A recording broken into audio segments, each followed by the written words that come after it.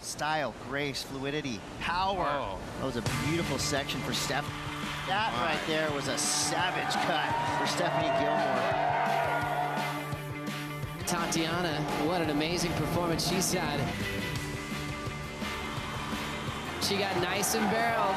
Tati's been unbelievable. Molly Picklum is your Hurley Pro Sunset Beach champion, and she's feeling it right now. Marks out in front, jams it again. She is on her way and seals the deal.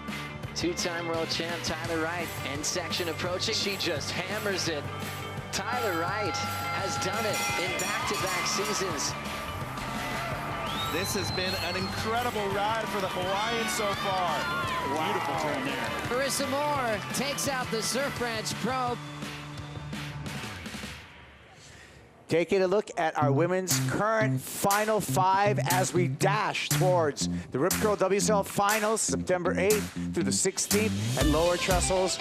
Part of that trail is right through Sakurama Town, and we're looking at Tyler Wright out in the water up against the 2022 Rookie of the Year, Gabriela Bryant from Kaipo, along with Mitchell Salazar and Strider Wazalewski as we enter into the women's quarterfinals.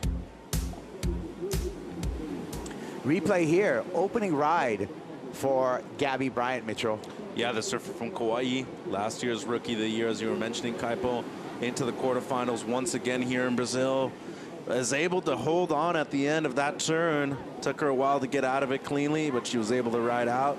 35-minute heats in comparison to the 30-minute heats that we saw in the round of 16. And as of right now, a big matchup knowing that Tyler Wright currently within the top 5, Kaipo. Big moment for her in stop number 8 of the CT Tour. That's right. Strider number 2 in the world. Tyler Wright entering this event, runner-up just the last event in El Salvador. She took out a second bell this year as well.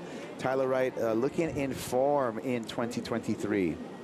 Yeah, looking fresh. Those boards, I don't know what it's something about. It's a headspace or the board or just an overall view, but she is just surfing and looking better than ever, I feel like. I mean, the way she was tearing it apart in El Salvador, she looked unstoppable there. Two-time world champion. You see 2016 and 2017 in her 12th season on the championship tour. Along those 12 seasons, 16 CT victories. Impressive numbers for Tyler Wright, but she's got a big challenge in the way of Gabriela Bryant, a surfer who's been able to match power with power over and over again. Just a 21-year-old out of Kauai, Mitchell. And Gabby is not one to take lightly in these conditions. Not at all, especially when it's pumping like this. And look at Tyler up and riding down a gem. Paisel highline under her feet, and a couple of banks there dealing with some of the wish-wash. So we'll see opening exchange, 4-point ride, checks in for Gabriela Bryant. We'll be waiting for opening score for Tyler Wright. A highline, not the most popular model that Paisel sells, by the way, and it's cool to see her riding something a bit different than what a lot of people would normally ride. John on the Red Tiger out there right now. Is this a decent wave to open up for Tyler Wright? The one quick carve on the backhand, then adds in one more turn for good measure. Decent start, Kipes.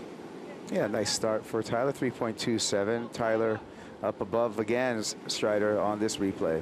Yeah, you know, these lefts have just shown up and made it just an easy heat plan, really. You can go to the beach right now and just look out there. You can see that thing's pretty defined, so it's pretty solid. Got a lip line on it, opens up, gives you some flow down the line as well as some attack into the vertical part of the lip, so the lefts are looking good right now. So Tyler trading trailing Gabby at the beginning of this heat. Gabby with priority. Tyler Wright, she's taken 3 wins here in Brazil. 2013, she beat Sally Fitzgibbons in the final. That was Barra da Juca. It's 2016, same location, Barra da Juca. Again in a final with Sally Fitzgibbons. In 2017, Tyler was able to win this event right here at Saquarema, overcoming Joanne Defay in that final, Mitchell. Wow. I mean, she's got some impressive stats right here. And then you mentioned Gabriela Bryan being from Kauai, and one of the greatest surfers to, I would have to say, come out of that beautiful but small island in the Pacific. She took the world by storm, Kaipo, in 2021, winning the Challenger Series. She had multiple finals, and I think most importantly, out of that rookie class in 2022, she was one of the very few that was able to stay on tour last season. Yeah, that's right. Had that runner-up finish at Margaret River to survive that mid-season cut in 2022. Yeah, running on the radar, like you said, Mitchell, for a big part of her career. I saw her coming up as a junior in Hawaii, but that was really a regional competition where we saw her stand out at Backdoor Pipeline when we used to have a junior contest there. She's from Pine Trees, is one of her local spots there on the island of Kauai. Can be a beach break similar to this, depending upon the swell. So just as powerful surfer, and just at the beginning of her young career at only 21 years of age. 100%, and she has a lot of room to grow with too. I will have to say, a lot of the amateur programs in both Hawaii and in the United States really groomed her to be what she's turning into right now. Rookie of the Year last season, she's a top 10 surfer right now, and she's looking to elevate her game against one of the very best to ever do it in Tyler. Smooth off the bottom right, slashes off the top, a little release. She catches the rail right there. One more time, regaining composure. Exciting start to this ride. Eases through a cutback. Now has to deal with some jumbled water on the inside double up. She's going to get a shore break section up in front of her. Carefully executes that final turn, looking for a little bit more. And a little clap of the hands. She's proud of her performance. I'm proud of that succession that she was able to connect all 3 maneuvers there. Strider, your thoughts on that ride? Yeah, I mean, she attacks it, and she's, you know, the thing about Tyler right now is that she's coming up into the critical section, and her turns are super tight. You know, the way that she's actually, you know, aggressively doing the turns, you see how much power she's putting into it, and it's creating some wow factor. And you can see her attacking up into the vertical part of the wave, which is something that everybody up there in the judging panel wants to see. Yep. And if we're going to have Gabby Bryant, say, win a heat like this, she's going to have to change up her program from those big arcs to those an intense lip hunt. She needs to go into that vertical part of the wave and really do some vicious lip line snaps, because Tyler has got it figured out, and she has just got the playbook on lock right now. That first carve to me, Kaipo, was essential to an excellent score. And I see the score even, I definitely could see an excellent number right here. Starting off the heat with a 3.27 and backing it up with a big bang afterwards. That's what happened on the other side of the piece, Mitchell. Yeah, wave that shoulder off for Gabby. She's definitely looking for the left. That's what she's been surfing for the most part during the free surfs. Should be a decent backup score, but I think after Tyler's response on that second ride, should be a pretty big number, Kipes. 7.83 for Tyler Wright, near excellent with that flow through the right-hander. Advantage to Tyler Wright. Let's take a look at all of the judges' scores, Strider. One judge going as high as an 8.5. Yeah, pretty consistent. You know, there's just, it's a pretty much a game book. You know, you look at it and it just says critical section. You know, do your maneuvers where those are, where the powerful part of the wave is, and the most vertical part of the wave, and you're going to come away with scores. I mean, it's not rocket science, and she's got it on lock. I mean, she really does find the waves with those sections on them. Right, first time she's competed in here in a few years too, right, Kaipo? Yeah, she's out with an injury, and so it's good to see Tyler Wright back happy, putting a full season on the championship tour, and a happy Tyler Wright has been a successful Tyler Wright. Runner-up finishes, making the finals at Pipeline and Margaret Rivers and El Salvador, and like I said, talking about earlier, went back-to-back at Bells Beach, which was pretty impressive. And it's a ridiculous thing to do at a wave that is so complicated to navigate, has many different faces to it. But you've talked about her success here in Rio. I'm seeing it right now in this heat, Kaipo. 7.83, as you said, near excellent. I really love the combination of major maneuvers on that wave, especially the aggressiveness of the first carve too. She has 11 points in the first 10 minutes of this heat. That's very impressive given how difficult the conditions are to navigate out there right now. Looking like she's locked in and in form. Gabriel Medina with priority, 2.77 for that left that's shouldered off. So Gabby needing a 7.11. She needs a lucky number, Strider. Yeah, and if she can, really, she just needs to go to the vertical part of the wave. She could either the rights or the lefts, and I feel like she's got the ability to do it. I mean, she's so powerful. She could just place her board into the lip on that vertical part of the wave. She'll just throw buckets. Swooping through that turn, Tyler Wright. And one more swoop, no problem with the sloshy conditions at all. Looking very solid on her board, getting creative here. A relaxed posture as she nears the shore break. And a little bit of, oh, shucks. Couldn't quite make that connection. Well, she's still looking at better at 3.27. Could easily do that with the combo on the outside. Gabby on the backhand, hammers that first turn. Swoops into a second hook. Looks down the line and not able to get up again. So a little bit of mistiming there. Interesting that she's sticking with this one. Perhaps she's just coming in for a jet ski ride. Yeah, and I think she needs to start looking for different waves. You know, I like to see her go right. I think that's her strength, even though she's been very consistent on the backhand so far. But I think the rights right now, Strider, with a little bit of a lower tide, should be excelling her performance a bit more. Yeah, and if she can get deep on those waves and find that really, come into it with some speed into those closeout sections, hit that with some flair, she'll come away with it. I mean, this wave kind of was just really, the first turn was there, but then she waited too long on the second turn and missed out on the third. So, you know, for that wave, it was just a poorly timed wave, and it was a mistake. She's going to get reset, as you said, on the ski and go back out, which is actually going to put her in a position for the rights. And hopefully we'll see some fireworks there. And this wave was impressive. Really like this first car from Tyler. Brings it all the way around. Her technique is just so good, whether it's at a beach break or a point break kipes. Doesn't seem like there's much of a difference in terms of the comfort level. She just likes to be out there in powerful surf. You know, champion at Honolulu Bay, at Bells, as you mentioned before, and multiple-time champion here in Rio. She's looking for a lot of success right now out there in the water again. Yeah, we just look at the numbers between the two surfers. Gabriella Bryan, 18 championship tour events under her belt. We look at someone like Tyler Wright, 94 events under her belt. We look at the heat winning percentage between the two. Wow. 34% for Gabriella Bryan. We look at Tyler Wright. She's up at the 60.71% heat winning percentage for Tyler Wright. So the writing, when we look at the analytics, lean heavily towards Tyler Wright.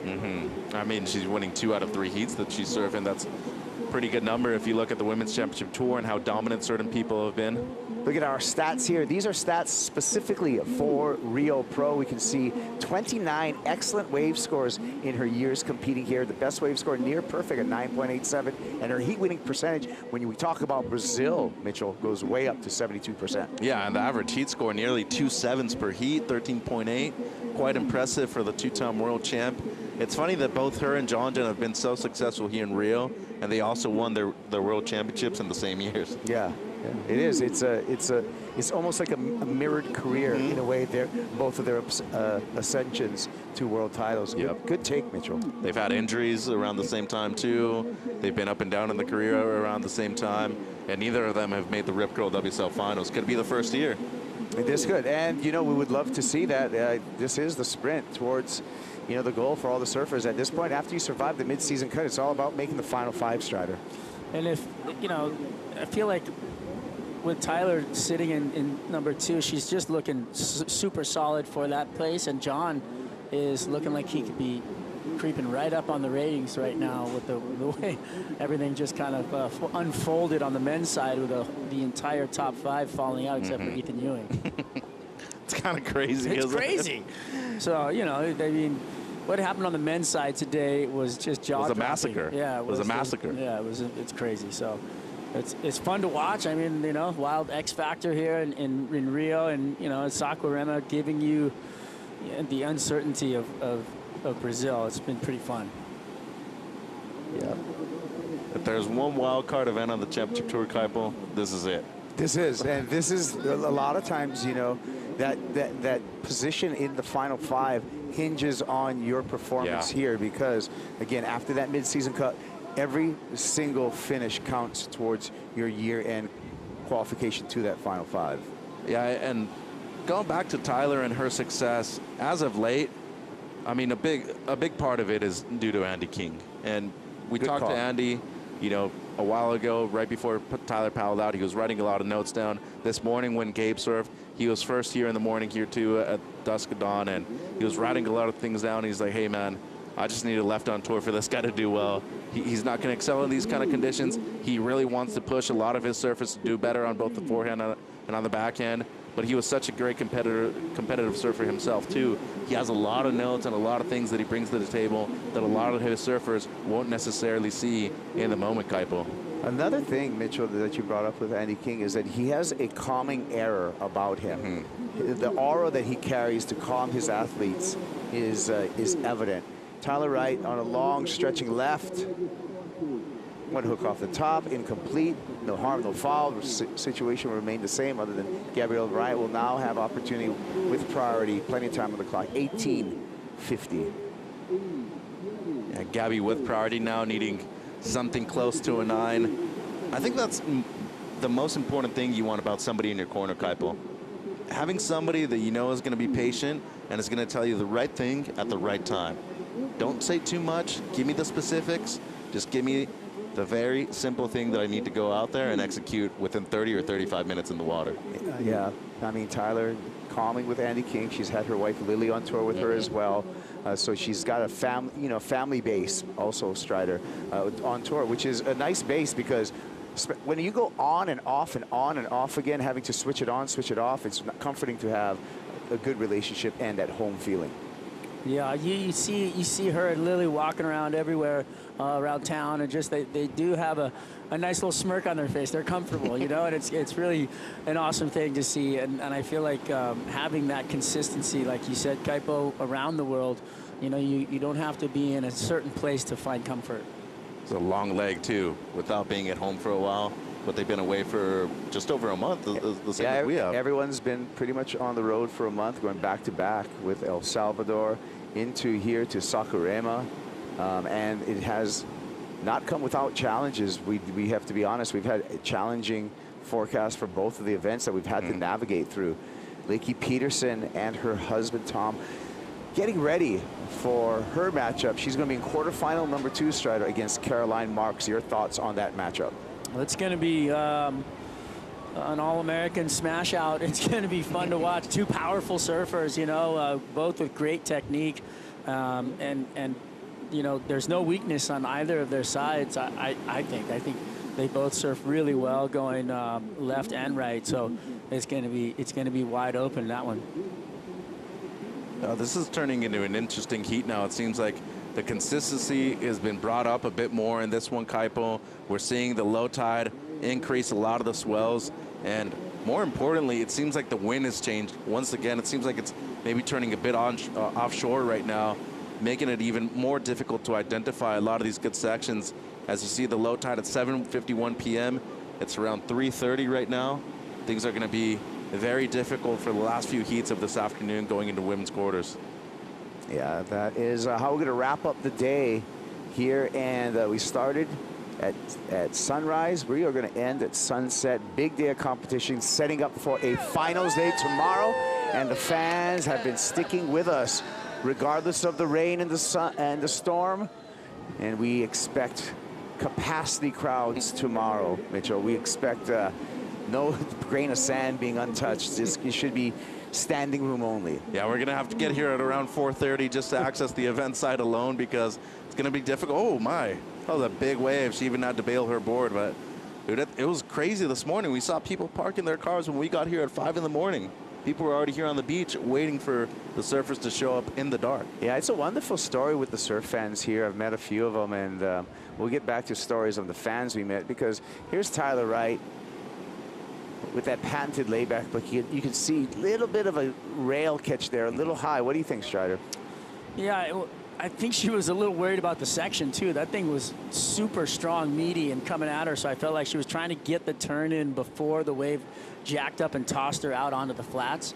You know, kind of a timing and technique thing, but digging the rail in a little too deep, ended up out the back. Had to deal with the next one on the head. Yep. Not every day you get to bail your board on a wave like this, Kaipo. Does not feel good doing that paddle back out of shame when you bail your board. Well, yeah, it's a powerful wave. We're going to take a break right now. We're going to be back with more action. Tyler Wright in the lead over Gabriela Bryant. Bryant needs an 8.66. The conclusion, quarterfinal number 1 for the women when we return.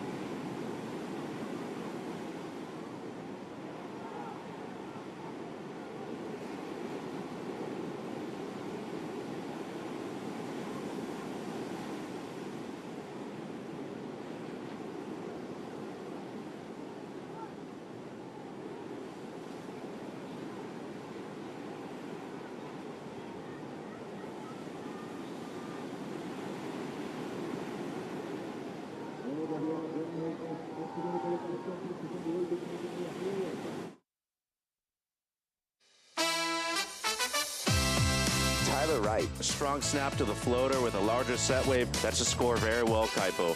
It's obviously a product of a lot of hard work, but there's a lot of events to go and a lot of process and a lot of learning, which is what I really value. So stay in my feet, stay in my process. I don't think too far out of my feet. Gabriela Bryant representing Kauai, Rookie of the Year last year. She's having the time of her life. This is one of my favorite stops on tour. Good energy everywhere. Gabriela Bryant, strong start with a hammer on the back end. She really took off with a lot of confidence. Just do the surfing that I'm doing and I can get the score. Back at Sakurama, Gabby Bryant up and riding. Quarterfinal number 1 for the women. Bryant trailing Tyler Wright. Gabby with a nice carve off the top. A second carve, looking for an excellent score to turn this heat in one wave, but chipping away at it in good fashion. The surfer from Kauai. Wow, that was some great surfing right there. 3 nice turns and bringing it all the way to the beach. Beautiful work. That was fun. Yeah, it seems to be her best score without a doubt, Kipes.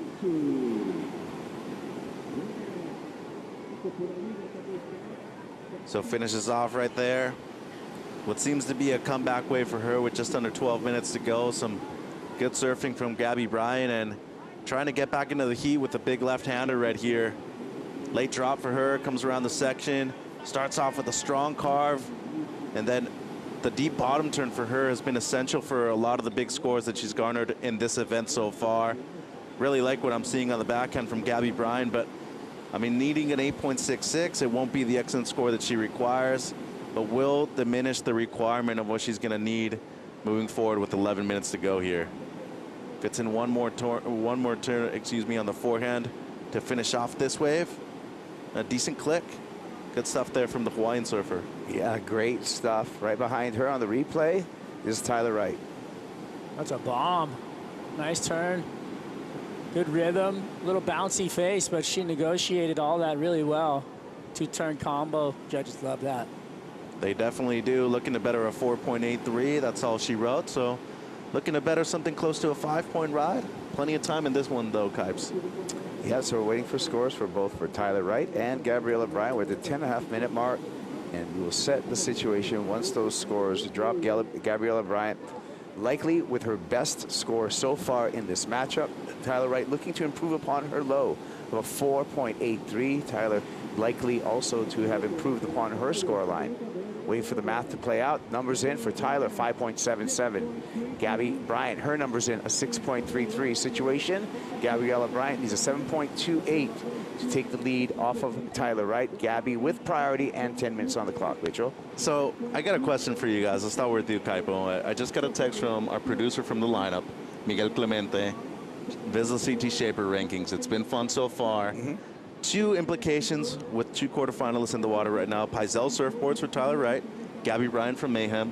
What do you think of the season so far with the Visit CT Shaper rankings? I think it's a great addition to the championship tour. I think it gives us another layer of interest on what the surfers are riding. It gives a little bit of bragging rights to our shapers already, and it gives some appreciation to the craftsmen because, Mitchell, we're in a unique sport in which all of our sport equipment, if you would, surfboards, are made by hand specifically for each of these individual. And it's something that we can enjoy on the highest level of surfing at the World Surf League. But things that you learn from this, you can apply, everyone can apply to their own equipment. Strides? I think it's a long-needed addition that's been super fun to have. You know, the banter between the shapers themselves, because there's a lot of pride. You know, it's like car makers, you know, and they're at the races, and they've all got their pits, and they've all got their you know, models that they put out, and they really take so much pride and time and energy in that it's great to see them getting the time to talk about it, getting the time to like be highlighted and feel that feeling of pride. And I will say though, I feel like they got to take care of those guys a little bit better. I mean, these guys are making they're making the best surfboards in the world for the best surfers, and it's hard for them to even get a wristband into the event sometimes. I saw Zuvi out there trying to get into the site. Oh man, Mayhem, Matt Biolis was talking about trying to get one in for the surf ranch. So all jokes aside though, it's a great addition. Okay, both great answers. I'm stoked you guys like it. Shout out to Dave Prodan too, coming up with the idea.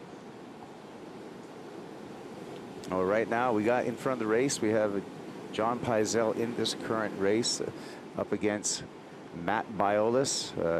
Paisel shaping for Tyler Wright, Matt Biolis shaping for Gabriella Bryant. Again, with those Vista CT Shaper rankings, you do not start earning points until you hit this round for the men and the women, the quarterfinals. So this is when we're going to start seeing the shapers come into play also when we talk about rankings.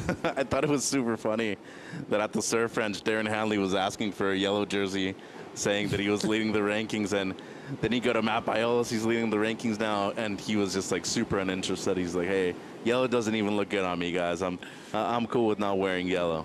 Hey, trust me, if there was jerseys in, you know, at the end of the year, I think they're going to have to make one for the shapers, and he would be stoked to wear it. Matt Biolis. Got to do it at lowers, I guess. Yeah. So good exchange there. The last one, a 6.33 for Gabby, and then the 5.77 for Tyler. Still trailing is Brian, though, Kipes, and she's looking at a wave right here. Could be a good-looking left. Priority with Gabriella Bryant, and not able to get into that wave. You kind of saw that coming, Mitchell, with a little bit of that rip on the face. So a priority error for the rookie, man. Oh, yeah, that was a rookie move. Sophomore year surfer Gabriella Bryant. Yeah, I believe she did that. Yeah, it seemed like she was a bit too far off the peak, off of the main takeoff zone right there. That could have cost her right now, too, with just under 7 minutes to go as well. It took away the opportunity for her, Mitchell, right? So she had priority. She was poised to have a comeback wave there. A little bit of mispositioning. We saw the drawing tide that we have throughout the afternoon into the evening, creating those rips out there. You could see the ripped out face as she paddled into that, and that was a fortunate occasion for Gabriella Bryant. Now you can see, Mitch, that Tyler's on the hunt. Yeah, and they're actually paddling upstream right now, too. You can see that current that's pushing them south at the moment, and they have to paddle against it. Quite hard to position yourself for the best waves, but as most lineups are, you need to be on the very peak to catch the waves at the easiest point. I think there was a bit of hesitation right there from Gabby Bryant, too. She tried to paddle on the shoulder, and it cost her. Seemed like it was a good wave, too, Kaipo, needing the 7.28. Easily could have been the score. Yeah, it looked like a good wave. It looked like something that could turn the heat. But now the savvy competitor that Tyler Wright is, she is on the hunt, and she's shoulder to shoulder with Gabriella Bryant, Strider. Yeah, that was just not at this level. You know, those kind of mistakes cost you heats. You know, quarterfinals, and these are big finishes right now. This is what you want to continue your role, and being this far into the contest and to make a mistake like that, to put you in a position to have you're in a back seat now. You just got to kind of waiting for your opponent to do the work that they're going to do, and you know, she's smart. She's not going to take another wave unless Gabby goes, and then she's going to take her wave. Let's check in with Maida over in the Red Bull Athlete Zone. Maida. Yes, I'm here at Red Bull Athlete Zone with the ice bath, and Jadson is getting ready to get in the ice bath. So, getting ready for tomorrow, Jed? Yeah, I'm pretty tired from today. Surfed twice today. You can't really tell, but it's a lot of energy out there. You definitely put a lot of energy to surf. And after my second hit, I was barely feeling my legs, so there is no better way to recover quick than jump in the ice bath. Okay, so tortura, like torture? Yeah, definitely. Yeah, but that's, as I said, that's the best thing to do right now. So yeah, it's worth it. Yeah. Okay, let's go.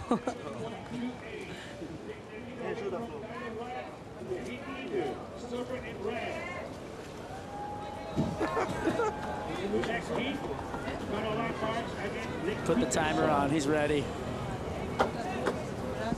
Well, there you go. The ice bath, the Red Bull Athlete Zone floor. One of our great team of physical therapists over there. She does magic as far as treatment to injuries and loosening surfers up in between heats. And right now she's timing Jadson Andre in that ice bath for recovery. That thing looks cold. I don't know if I'm willing to do that right now after a long day of work. I feel like I need to go take a hot shower instead. So, Brino, the only bath I take like this is a bubble bath.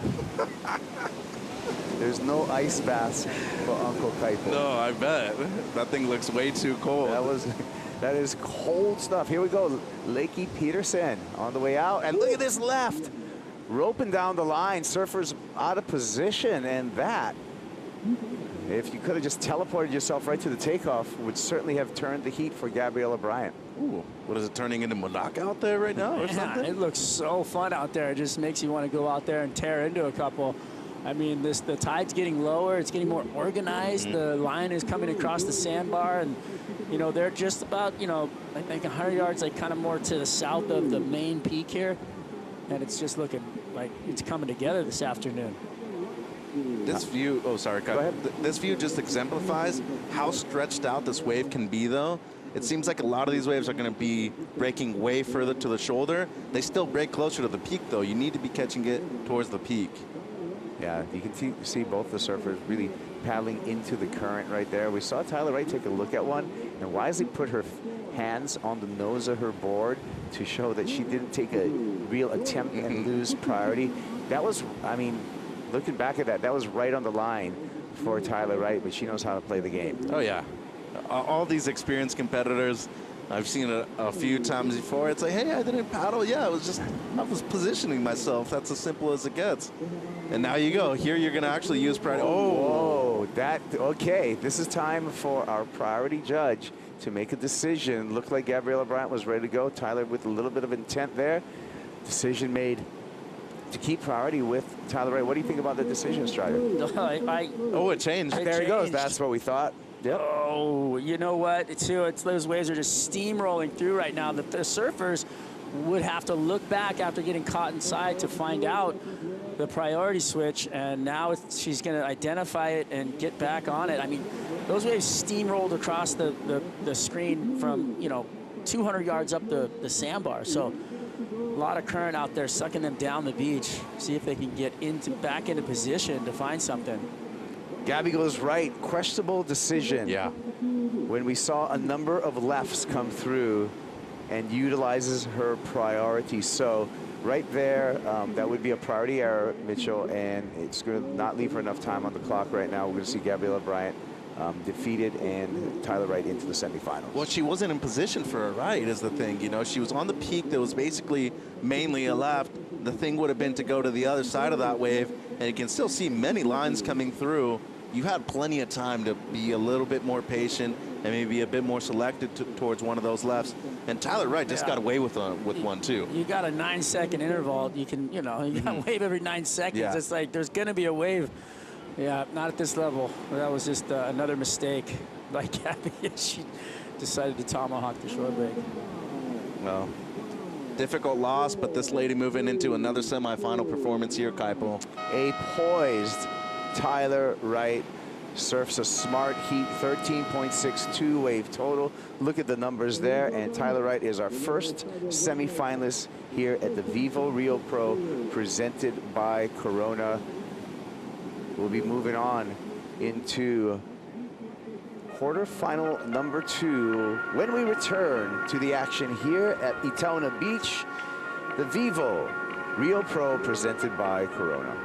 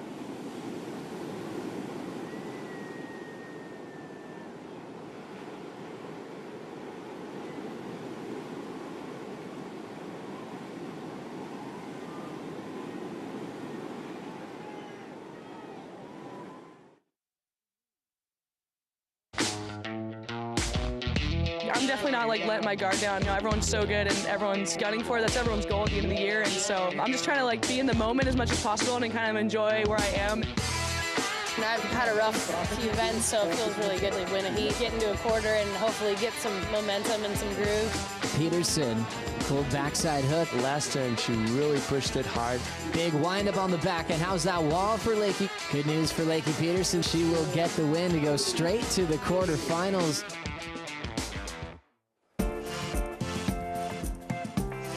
Lakey Peterson, Caroline Marks, quarterfinal number 2 here at Saquarema, getting set up.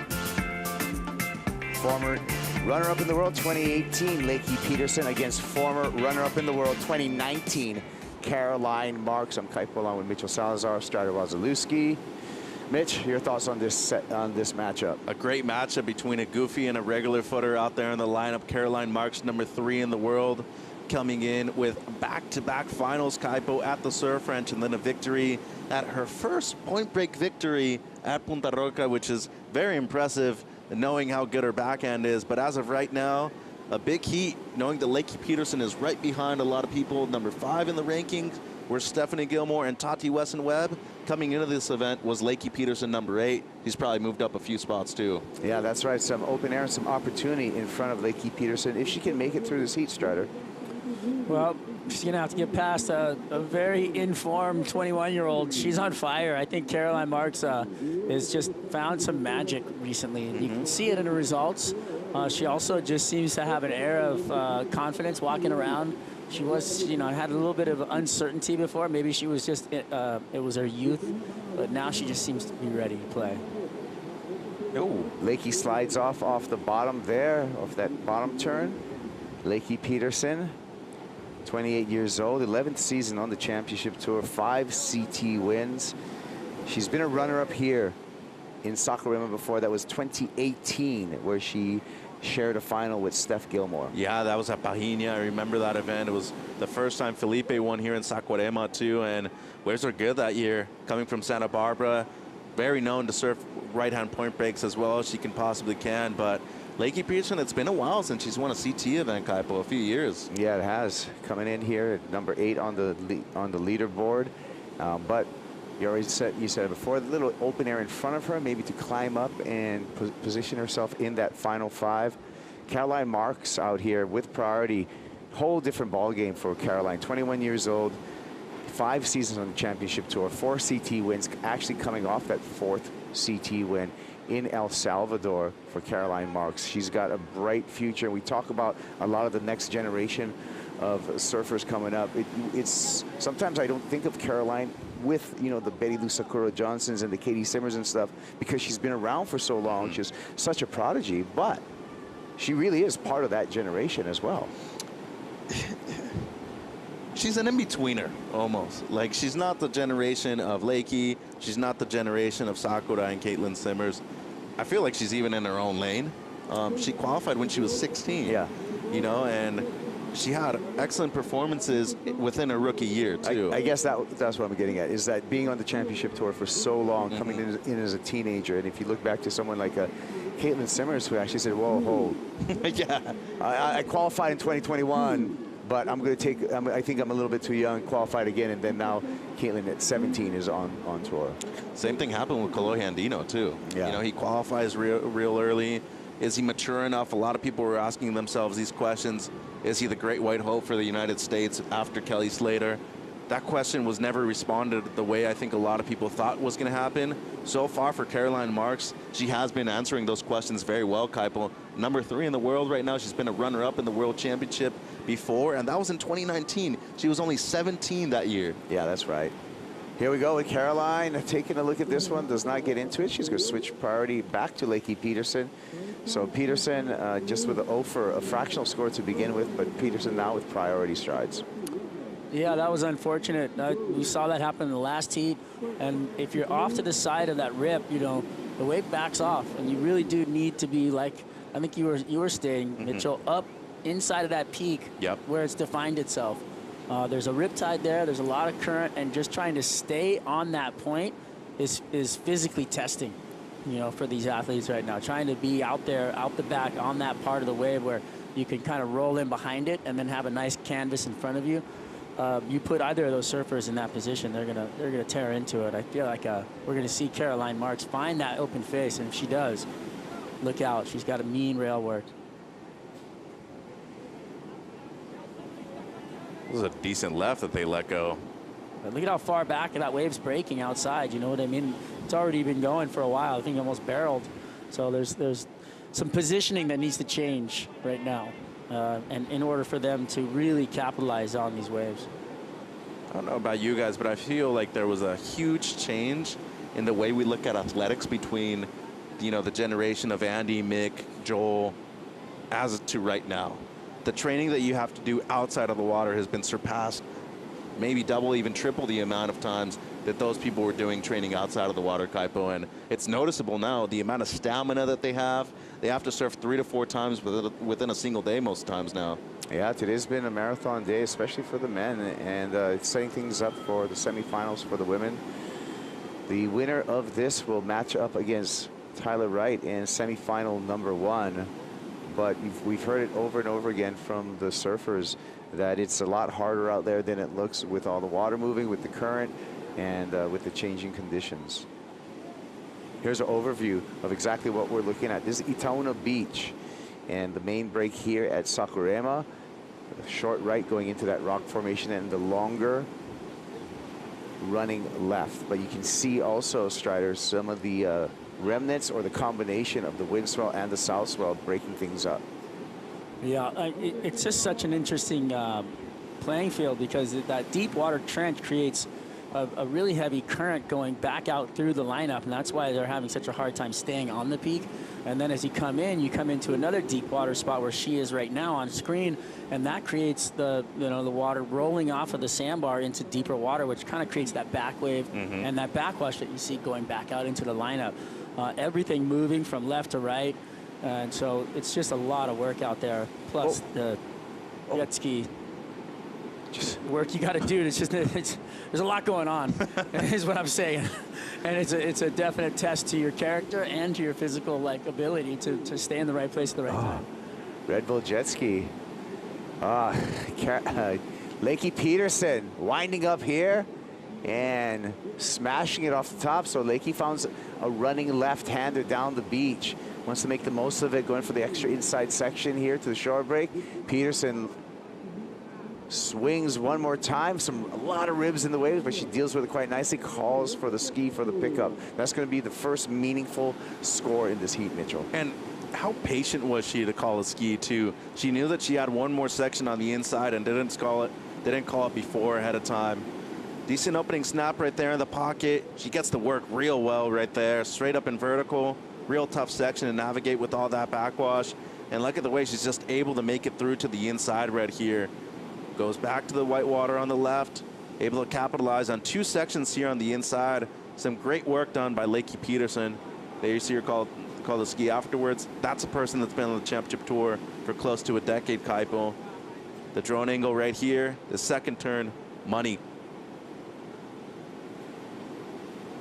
I think she's riding an Old Faithful model too. She doesn't really like to go on the newer models that Channel Islands makes. I spoke to her about this the other day. I don't know if she's riding the same board, but she tends to see her tendency to ride the older models, Protons. I don't know if she's been riding the DFR as of late, but she said the CI Pro is one of her favorite boards as of recently. She was riding that a lot in El Salvador. So that's telling me, Mitchell, is that Lakey Peterson likes a board with a lot of rocker, a lot of curve in the board, because all those models are pretty, have a fair bit of rocker, pretty rockered out boards. 4.33 for Peterson. Crowds stick around all day. Bring the cooler, bring the snacks, stick around all day for the action. Why not? World's best surfers, world's best waves. It is a long day, though. I do expect some people that have been here since 5 in the morning that camped out outside of the event site to maybe be a little bit fatigued, but it's not every day that you get to see the world's best surfers compete at a venue like this, Kaipo. You call it the Maracanã of surfing for a reason. It is the Maracanã of surfing. It's the surf stadium here in Brazil. You guys buy a Flamengo jersey yet? Not as of yet. I'm looking for the Retro Guerrero one. Oh. There was a player with your name on it, huh? Yeah. That's awesome. Maybe there's a Salazar that was on the team or something like that, too. I don't think there's a Wazalewski. I doubt it. Bomb and sets coming through as we fly up above, and you can see the surfers, kind of struggling at the moment to find the peak, and the sets just growing in size. So it's a struggle out there, Mitchell. That low tide, Kaipo, you can see Lakey right there. She was looking for that right, and it's specific to the text message that we got this morning in terms of the ski assist. They're going to drop you off in the channel, and you have to make your way back out to the primary takeoff zone. So it's going to be fair for everybody else. Yeah. Well, we have our first semi-finalist in the way of Tyler Wright. Let's hear from Tyler. She's with Rachel. We'll get back to them. We just got some audio. Right now, we're still waiting for Caroline Marks to make her next move. She's holding priority in this heat. She needs a 4.4 to turn the heat. Lakey Peterson needs a backup for her 4.33. On a pretty slow heat for Caroline Marks so far out there in the water. Just a throwaway score for her at the moment, Kipes. With priority, though. Equally as good on the forehand as she is on the backhand, but I think right now the primary waves that she should be looking at are the lefts. She was here during that swell that was, prior to the event, so she's had the wave and understood the lineup with more swell in it like we have now. So, I'm kind of questioning what's happening with her mind out there, what she's doing, going back and forth. We're ready to go. Let's hear from Tyler Wright. Tyler is with Rachel. That's right, Tyler. How comfortable do you get surfing these conditions? Because you got a really good score at the beginning.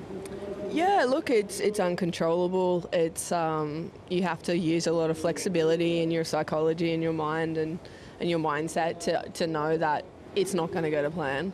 You're going to have a lot of fall-offs. In that heat for me, there's multiple moments where I was like, just unexpected things happen. So, you kind of just got to accept that and keep going in your valued direction of like what you want to do. And now you're into the semifinals. How confident are you to win again in Brazil? Look, it's not about confidence here. I think it's really about adaptability, flexibility, knowing your intentions and knowing that it's going to be a lot of work. Yeah, like it's tricky, but that's also the challenging part of it, is that you just don't know. Like, yeah, you could win or you might not, and it's part of the game we play. And I think it's been a fun process to just really engage in, hey, the outcome is what it is, especially in these conditions, and it's the only reflection is what you do and how much you stayed in your process. So if I do that, I'm pretty happy. Keep going. Good luck into the semifinals. Back to you guys. Thank you. Yeah, Tyler Wright on to the semi-finals. We saw Caroline Marks use her priority during that interview, Mitchell. Really like the honesty there from Tyler, but good use of priority here from Caroline Marks. Strong carve right there, and was able to fit in one more turn right before that wave closed out. Really like the aggressiveness, Kaipo. You don't normally see this on the first real wave of consequence after you haven't really caught anything out there in the first 10 to 15 minutes. Peterson on the right. Nice glide off the top of there, but that's all she's going to get. What wave runs into deep water? So we'll be waiting for 2 scores. Lakey Peterson, Caroline Marks. So far this matchup, Strider, it seems like there's been opportunities that have not been taken advantage of by either surfer. Yeah, we touched on it a little bit earlier, but just the positioning in the lineup, it has to be adjusted. The tide's going down, and you know, you got to put yourself in a mindset to follow that. So as the tide recedes, the waves are going to break further outside, and that's what those long left-handers were breaking. Here's a little replay for Lakey. You know, gets the one turn off. Nothing really of substance there as the wave kind of died out underneath her, so it was a kind of up and down. Caroline Marks with a really consistent season as we take a look at Lakey Peterson, and she does not go on that wave. Marks with a consistent season in 2023. We talked about some of her finishes, runner-up at Sunset, runner-up the Surf Ranch, and take a look here at her season, basically all in one shot, Mitchell. Look at that, 2nd place Surf Ranch, 2nd place at Sunset, and a 3rd at Margaret River, quarterfinals at Bells. Yeah, the 2 results that obviously need to be better. Pipeline in Portugal, what do those waves have in common? They're heavier waves. And as of right now, that's also kind of been her Achilles heel in this event right now. A 4.57 ends up being the best score of the heat. But you look at it overall, does she feel comfortable out there? Does she feel like she has enough knowledge and will prevail with the bigger scores moving to finals day and look like one of the favorites to win the competition? There's still a bit of doubt on my end, Kipes. Yeah, I mean, between the 2 surfers, Strider, it's a very, very tight heat when we look at the numbers, anyone's game, and no one really breaking away. Yeah, to be honest, positioning and Caroline Marks will be smoking this heat, because I feel like her rail game on those lefts she'd be stacking up near excellent scores. You know, she caught that one inside little left and came in with the highest score of the heat so far. All she has to do is follow through on game plan, get back out on the peak, and find herself an open face left, and she'll tear into it. Lakey's searching for these little rights on the inside. They have double ups. Ooh, oh, there we go. Caroline misses that section, and we'll just have to take this one to the channel and try again. So a wave that looked like it had a lot of potential to take off, Mitchell, surprised Caroline. Yeah, a big takeoff right there, a big drop in. Unfortunately for her, just a big caught behind right there with 17 minutes to go. We talk about people that have increased their skills and that have evolved over the few years that they've had on the championship tour. You know, when Caroline Marks was able to win her first event at DBA in 2019, Kaipo, she beat Stephanie Gilmore in the quarterfinals, and that was, to me, the biggest win of her career at that point, especially because she beat Steph at home. Yes, maybe it wasn't Snapper Rocks, but it was right around the corner at DBA. Your confidence elevates when you beat somebody like that, especially in a dominant fashion at a wave that they know better than anybody else. And she's had a meteoric rise in pro surfing, Caroline Marks. But right now, she's still got to get her mind around a 1.76, and actually is going to need a lot better than that once Lakey's able to find another, usable score, because Lakey will not want that 2-point ride in her scoreline. That's not some way you want to finish off a heat, or even that's not how you win a heat. It's pretty, I mean, for lack of a better term, they've been out of position, and I think it's been a lackluster performance by the standards of both women, Kaipo. If you're winning the heat with a 4 and a 2, that's definitely not something that you want to be super proud of. In the end, a win is a win. But I think with the consistency of good waves that I've been seeing out there, you should be thinking about 2 6s right now in order to make it out of this heat. Well, we're waiting for this heat to turn around and heat up. Conclusion of this quarterfinal number 2. Will it be Lakey Peterson, Caroline Marks? We're going to find out after this break.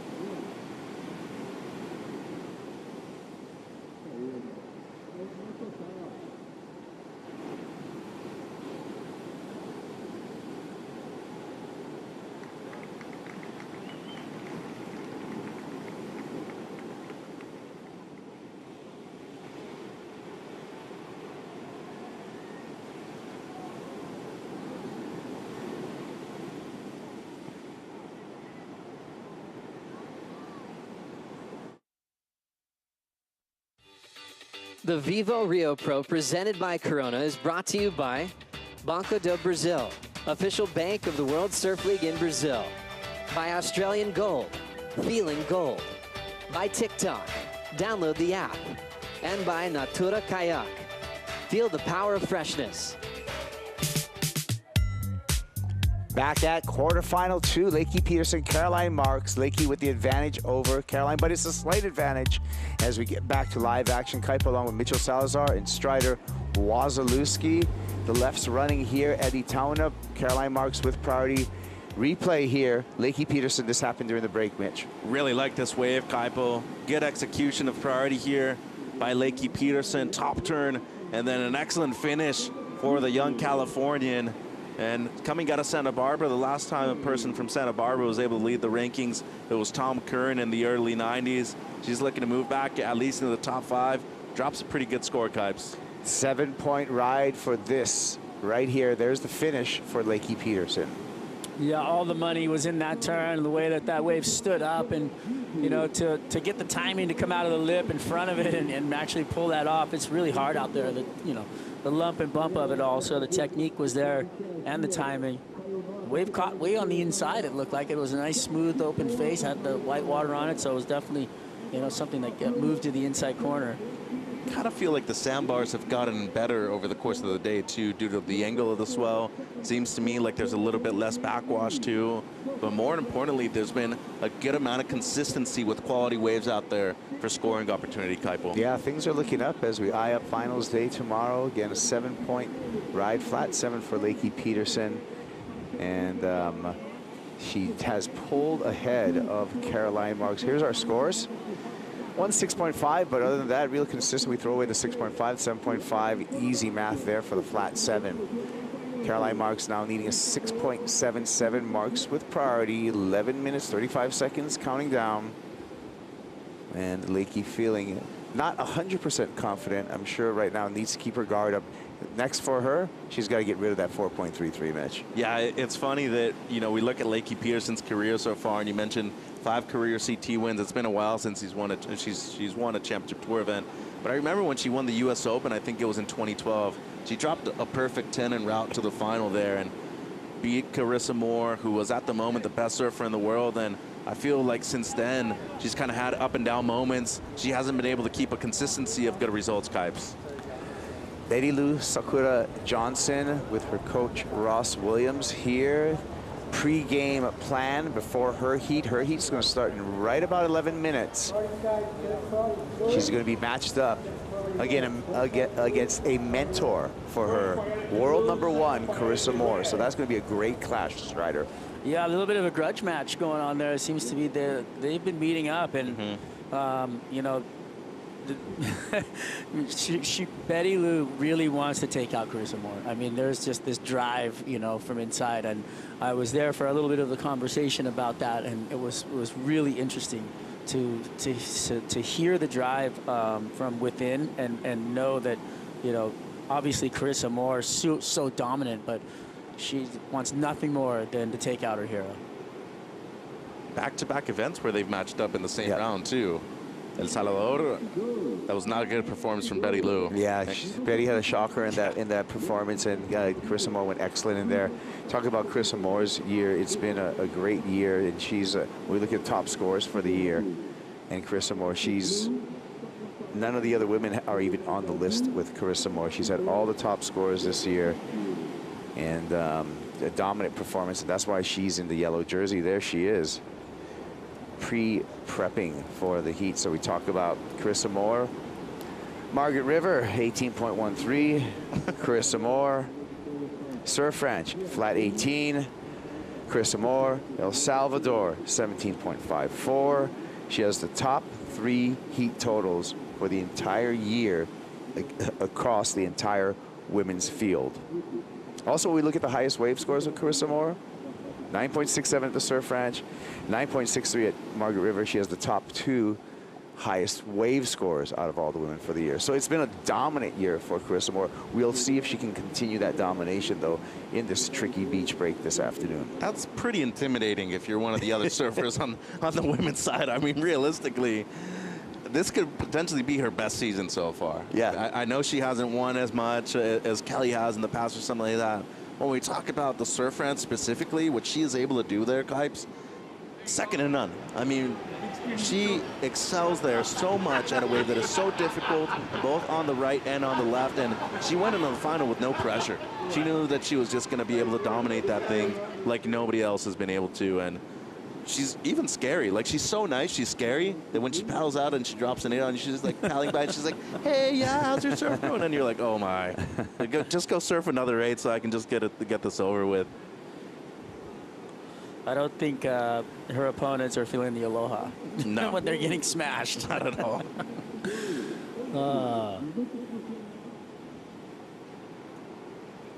Marks, second in priority, leading the score. Lakey Peterson with heat control, the lead and priority.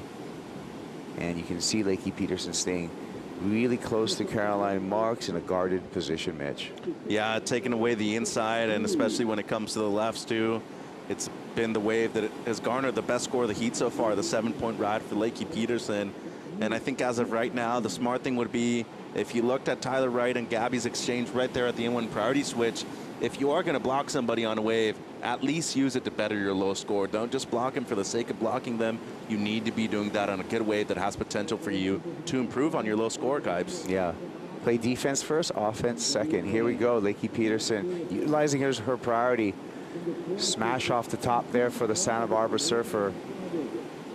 Fighting for some open face. She's not going to find any, so she's just going to take a ride in here to the jet ski pickup zone. Be interesting to see if she tries to continue to the shore break. It's a pickup.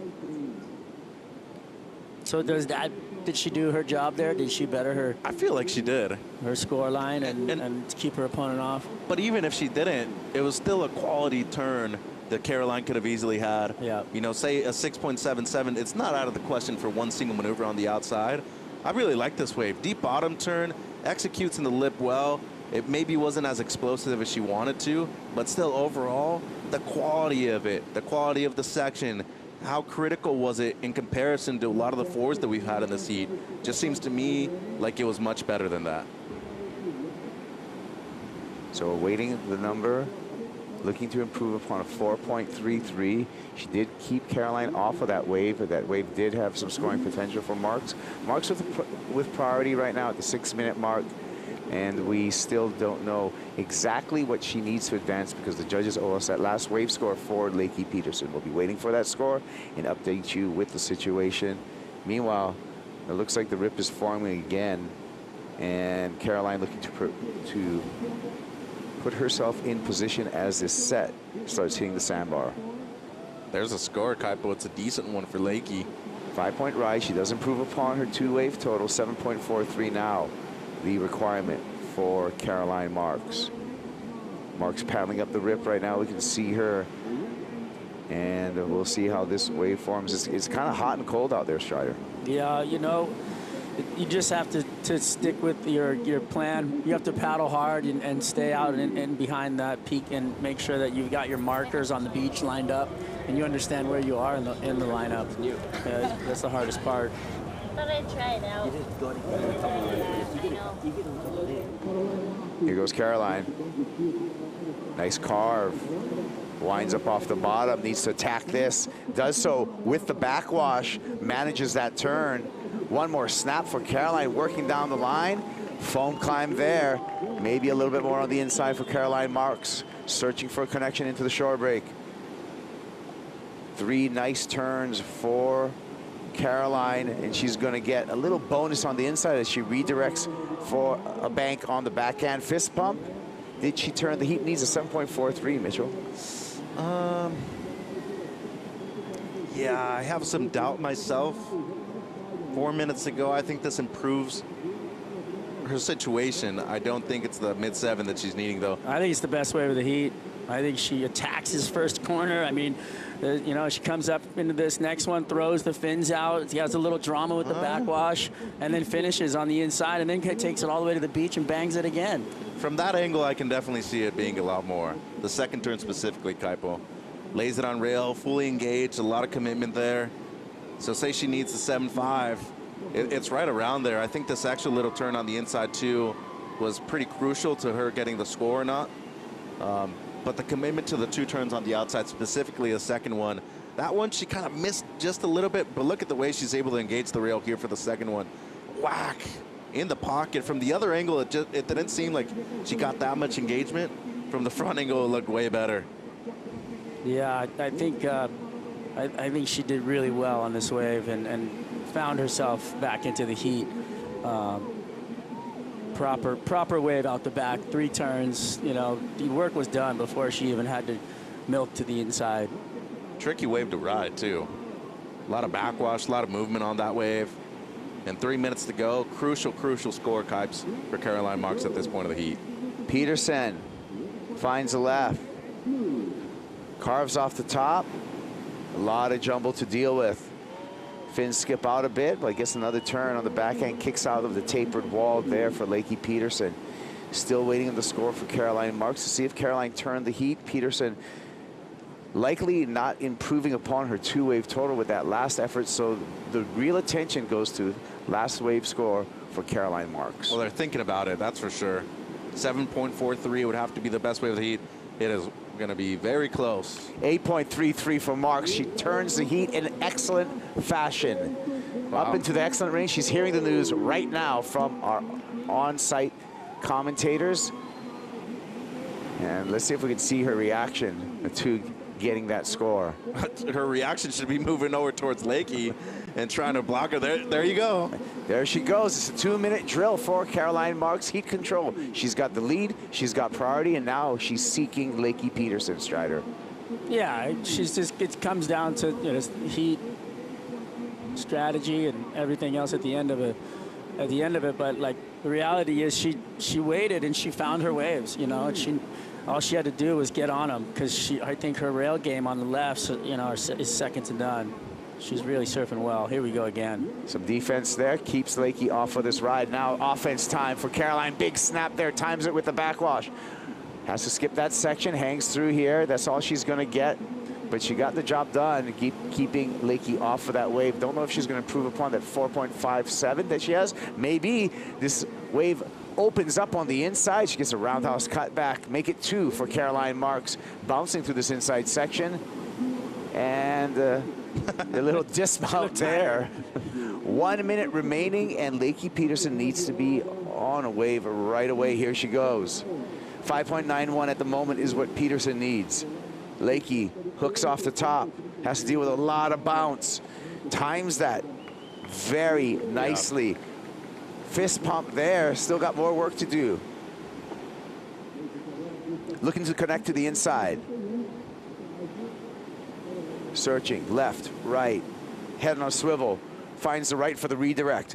Banks it on the inside, right on the sand, and she says, give me the number. Show me the money. Wow. It's going to be a close end of the heat, This gentlemen. thing has been on the ropes here at the end. I like it. What do you think? I don't know. I think Caroline improves to 4.57, so I think the requirement for Peterson's going to be a bit more now, Kipes. Needs the 5.91 before Caroline's last. This heat's going to be decided on the beach. Yep, here's some replays. There we Start go. with Lakey. Jumbly wave, you know. First turn was okay. This second turn, just because of the section, I feel like could elevate the score a little bit. 100%. You know, I think that maybe, you know, it's definitely a mid-range. And then there's one last turn she gets off on the inside, so, you know, it could put her into between 5.5 and 6 to me. Well, I feel like it's very comparable to her 7. Really? Yeah, you look at her 7, and I feel like it's a very similar wave. Well, this right here on the replay for Caroline Marks, this is a 5.83 for Marks. She did improve upon her scoreline with this effort that we're watching on the replay right now. So we're still waiting for the score for Lakey Peterson. But Peterson now needs a 7.17 as we await that score, Mitchell. Man, and she surfed this wave as well as she could have. The one turn on the outside that was very critical, and then unfortunately for her, after the one carve on the inside, that wave just fattened out. I just feel like the stability on Lakey's wave wasn't there. Do you know what I mean? Yeah, but wow, that's loud. if you look at Caroline's 5.83, it's a bit broken up. Scores in 6.1 for Lakey Peterson. That was not enough. And it is Caroline Marks. Wow. She is off into the semifinals. There's the numbers for Lakey. That 6.1 coming up short of the 7.17 requirement that Lakey needed. Semifinal number 1 is all set. It's going to be Tyler Wright versus Caroline Marks. No, you had to in the end go to the... Little debrief, I like it. Marks coming through with the mayhem. Vissla Shaper rankings. Let's go. Carissa Moore, Betty Lou Sakura Johnson in the water. Quarterfinal 3 when we return.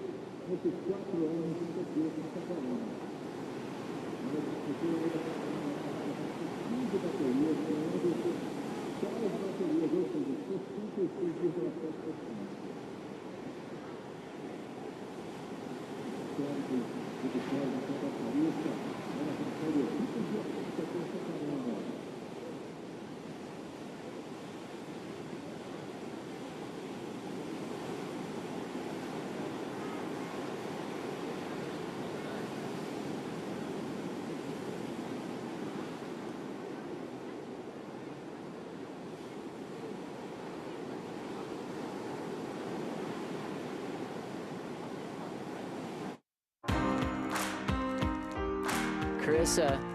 A lot of this is physical, but more of it is mental. So just learning how to control my mind and talk kindly to myself, stay in a positive place. Drills a bit more vertical on the third and final effort. Betty Lou Sakura Johnson from the North Shore of Oahu. How's Betty Lou? Just a couple nerves, but I was able to hold it together. Pretty grindy out there, but made it happen. Belts the first section, attacks the second move right in front of Steph.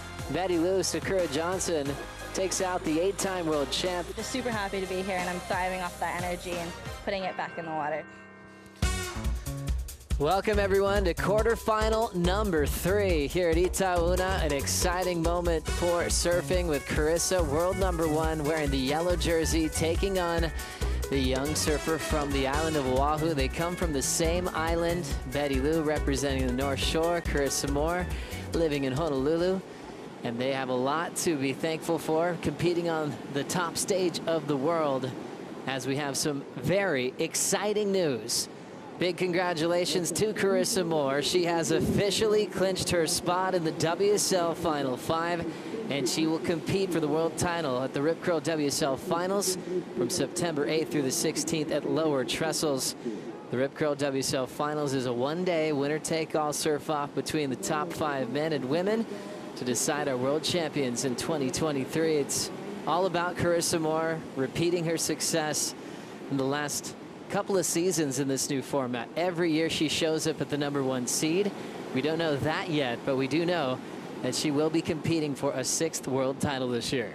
Yeah, and well-deserved. She's so consistent. She's definitely pushing the women's level of surfing, always in every condition as well. Well-rounded surfer. Carissa now setting up her backhand attack, and she will get bounced off on her way down to a completion. You can see Betty Lou kind of look over, saw her go incomplete. Now she'll have priority and look to answer back. But Carissa, brilliant out here in her career. Took a big win here last year at this event. And it was around this time that she got the news as well that she'd be competing at Lower Trestles. Last season, as we know the story went, she lost her title to Steph Gilmore. So she'll have another shot at chasing down #6 this season. This year, though, she's had the winning feeling a lot more than she did last year in the regular season. Totally. That just show how hungry she is. She doesn't want to give an inch even before, and just want to get down to the finals swinging and with as much confidence as she could, and she's looking good for that right now. So Carissa will probably get the news when she gets to the beach that she'll be in the title race. All her focus is on trying to handle the Super Grom. And Betty Lou, just 18 years of age. And Carissa met Betty Lou when Betty was so little. And a lot of those little Grom events that Carissa would put on, Betty Lou would show up with Luana Silva and the rest of that young crew from Oahu.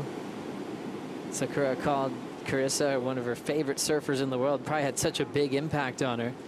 But more recently, we're diving into this really fun rivalry. You look at Carissa, 5-time world champ, Olympic gold, 30 years of age, and Betty Lou likes to push Carissa more than most on tour. Definitely, and she's not scared of looking at her idol and just applying pressure and just being sassy. Like, she really dominates, mostly in Haleiwa. It's kind of her home break, and it's probably Carissa's favorite waves and grow up surfing as well, but she's from the other side of the island. And yeah, I know Betty Lou is definitely not going to step down. I was actually surprised that she let Carissa be in the inside position for the lefts.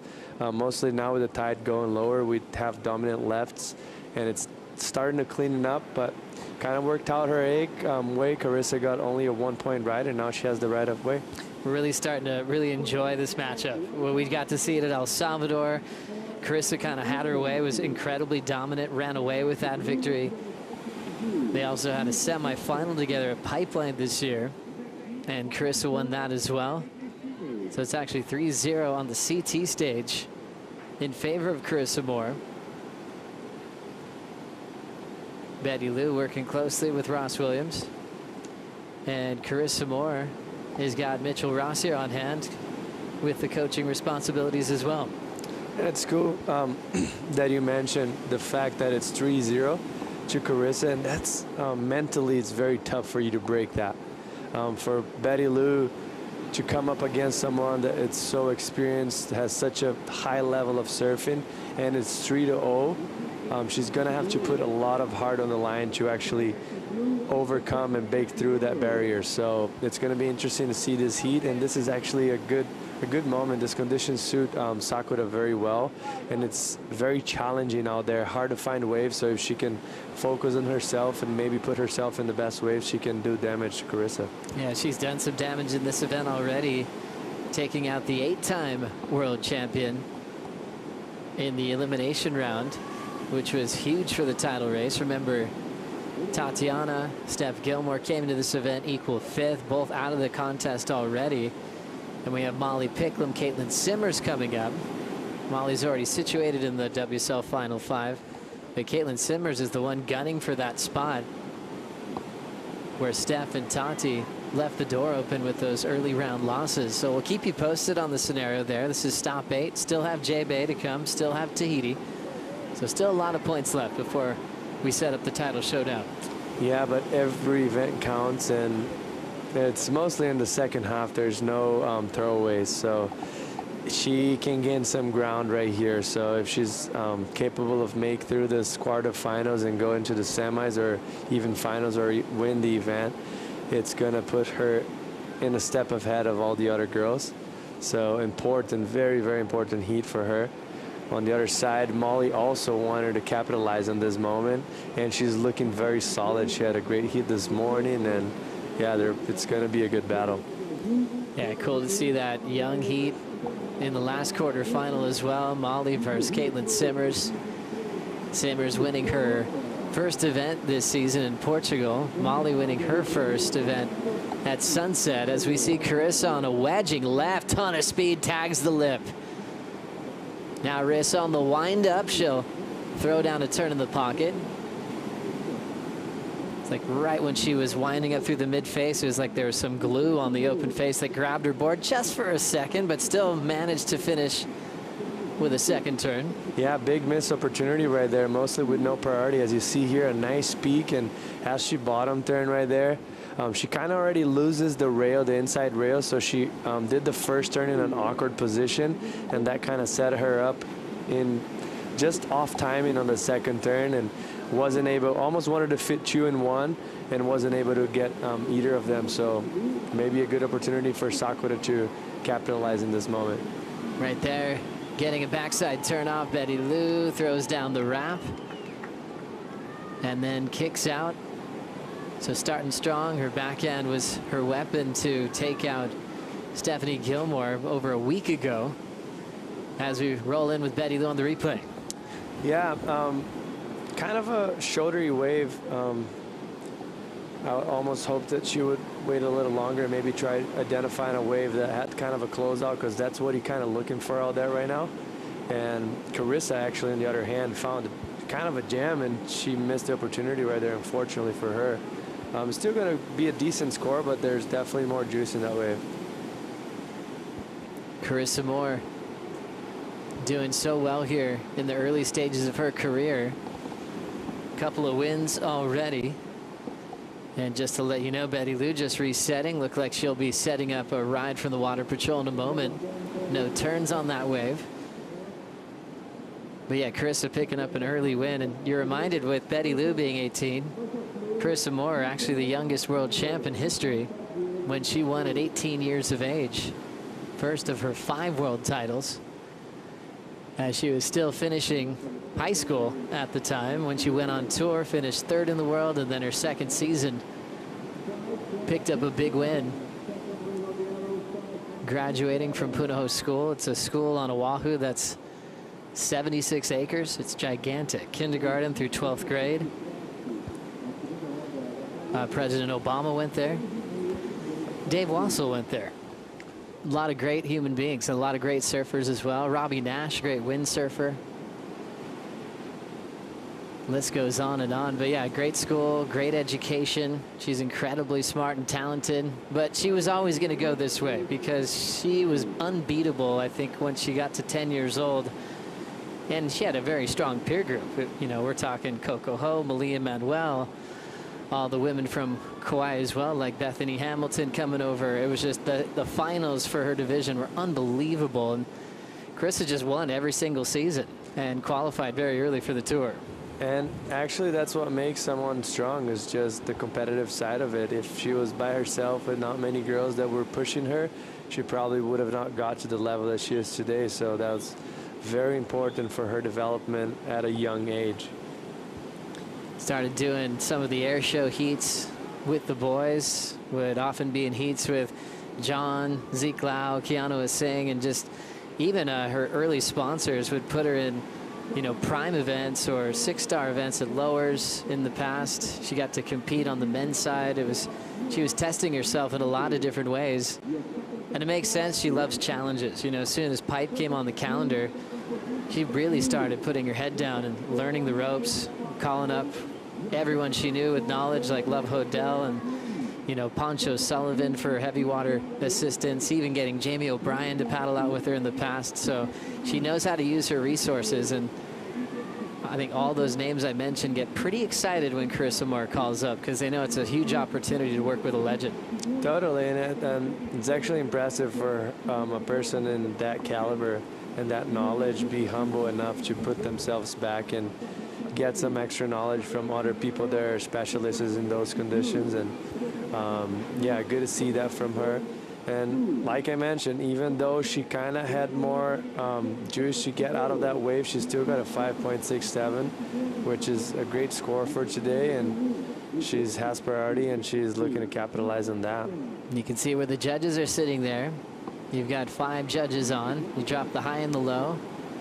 You've got a priority judge, and you also have a spotter as well. So there's one person in there with the binoculars, and all they're doing is watching Carissa and Betty Lou. And they tell the judges, even if the judges know, they're just always reminding them who's about to stand up, and they're just using colors of jerseys to make sure they can look down when they can take their notes, they can look at a replay. With 2 surfers in the water, it's the best system in the world for surfers and for the panel to make sure they're watching every single wave. Yes, definitely. Right here, Betty Lou. Nice turn off the top from Betty Lou. Perfect timing on the oncoming section. She rides out of it. That'll be enough for a lead change. And now she'll set up the ride on the inside to get out the back. Good timing there, good pace from Betty Lou to show off her backhand again. Yeah, clean surfing for her right there. That was very impressive. Not an easy wave to ride, and 2 solid maneuvers. That was, I think, Carissa up and riding right now. Bigger wall for Carissa to work with, coming off her first carve. Slices it again. Kind of keeping that projection down the line as she fits in another big turn. So definitely capitalizing on the size of the wave compared to Betty Lou's. And now she'll have a little right-hand reform to set the rail. There's the stall. Not much left here, but she'll still milk it. Finds a final turn. Well done for Riss to ride away. If you're just joining us, remember Carissa Moore has clinched a spot in the Rip Curl WSL Finals. Still now yet to make sure what seed she'll be in. She's in yellow at the moment, but she definitely wants to clinch that #1 seed. If she can do that, it'd be 3 straight seasons in yellow at lowers. We'll see this wave from start to finish. Yes, this is much better for Carissa right here. Just very well timed and just solid surfing. But on the other hand, just a wave that didn't have as many steep an opportunity as the previous wave. But great surfing for her. She looks solid. She probably shaked it off. The wobble she had on the wave before, and just keeping herself on top of the board and finish it up very strong. Great wave. She's probably going to get a good backup score, and it'll be interesting also to see what Betty Lou gets, because that was solid wave for her. Well done for Carissa. This was Betty Lou's. Yeah, this is just identifying what the judges want to see and just put into practicing, like 2 major turns, combination of maneuvers, perfect timing and good spray throughout both turns. So very smart and technical surfing from Sakura. Great exchange, and one person that's always having a great time at these events is Rachel. Rachel, are you at the Corona Bar? Yes, I am, Joe. Do you want to be here with me? I am so jealous. It's time. The day is coming to an end, so it means that it's the perfect moment for you to get your cold Corona here at this natural bar, which is made with 100% natural elements. And this is like a warming up for tomorrow, because tomorrow is going to be the finals day, and this bar is going to be pumping. It certainly will. I'm hearing rumors of sunshine tomorrow, Rachel. Did you hear that? Yeah, I hope so. It's going to be a beautiful day. Wonderful day. Tomorrow, finals day. As you hear Rachel already calling it, it's tomorrow the last day of the waiting period. I'm hearing rumors of the sun coming back. Our favorite part is just to have waves in the water, but it could be just unbelievably packed tomorrow. We're usually talking about numbers in the 40,000 range when you're getting all the statistics after this event. This all lining up on the weekend. Are you kidding me, Jesse? This is going to be wild tomorrow. This is perfect scenario. Everyone knew that the last 2 days of window was going to be the finals, so everyone's going to come down from Rio, from really everywhere in the world. I saw people from north of Brazil here, from deep south, so it's pretty incredible to see how many fans we got around. Do people have different accents depending on where they're from, like, say, Sao Paulo to Rio? Yes? Is there a big difference there? Yes, every state, and even inside the states, there's different accents, kind of just like America, I would say. Like California to New York or even Hawaii? Yes. A big mix. Big mix, yeah. 16:30, Carissa out in front. Numbers in from that last exchange. Carissa 6.07, Betty Lou 7.17. How did you see Betty getting the better score there compared to Carissa's wave? That was just wave selection right there. Steeper sections, applying good turns, back-to-back good turns. And yeah, more critical. That was the difference. Carissa, on the other hand, was just so powerful as usual, but just a flatter off a section, so wasn't able to get that vertical. That was the difference in between. It's a really good example as well of the update of the criteria. You know, back in the 80s, Carissa probably would have got the bigger score because they used to count turns, and also length of ride was in the criteria. They realized that wasn't the best, most rewarding surfing that they were watching, so a lot of adjustments happened. It's all about quality, not quantity. And so Betty Lou really getting just a real clean two-turn combo, going more vertical, made the difference there to win that exchange. Yes, definitely, and a perfect example of it.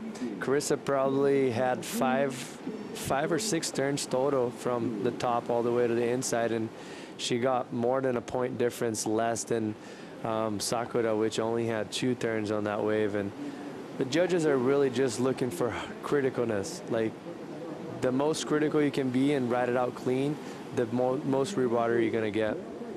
Carissa now choosing her backhand again. Responds with a snap. Driving off the bottom into the lip, hitting it a bit harder. A great recovery with all that backwash. Sets up the carve in the pocket and definitely had a lot of intent to try to build on her total. Tough sections to work with. Every section was different. Now she's earned a bonus inside track. Wraps it, lip still there. Forced to carve as it changed shape, and she's just going to ride her way all the way through. Long ride there for world number 1. Mitchell Ross is going for another Oakberry acai. It's hard to not order one when you're upstairs. I mean, it's right there. Why not get one, right? I've lost count personally. I think Britt Merrick has me beat as we look at Carissa's last. Right here, that's the difference that I was saying. She was now able to find that critical section right here and just really going for broke. Unfortunately, a little bit too much of a backwash, but she was still able to come out. Caught a little bit of the nose, but still came out with speed and was able to put a few more turns on that. And right here, it almost looked like she was going to get a dreamy little double up, but the wave kind of went flat. She was able to apply a few more maneuvers throughout, but nothing major. But that second turn was very critical. She's been working hard on all of her waves, hasn't she? She's had like long rides. She's tried to reform all of them so far in this matchup. Betty Lou's got a really simple formula. 2 big turns is really getting it done.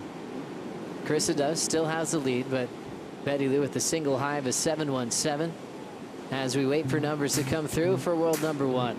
Betty Lou sits with priority and is trying to get her first win of her career off Carissa Moore. Let's see if she can do it right after this.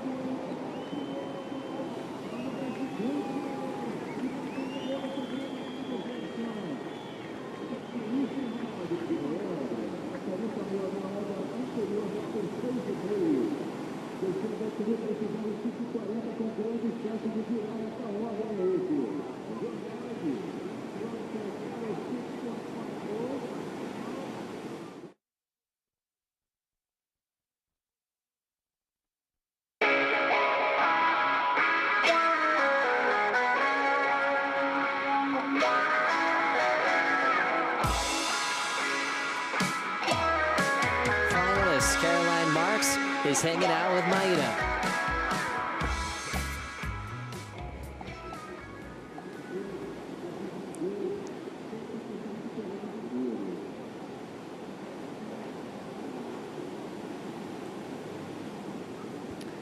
As we check out that beautiful river mouth, Caroline still getting herself prepared for a quick chat in just a moment. That river mouth is beautiful. We've been walking around the corner by that famous church and can see a beautiful view of all of Saquarema and Itaúna Beach.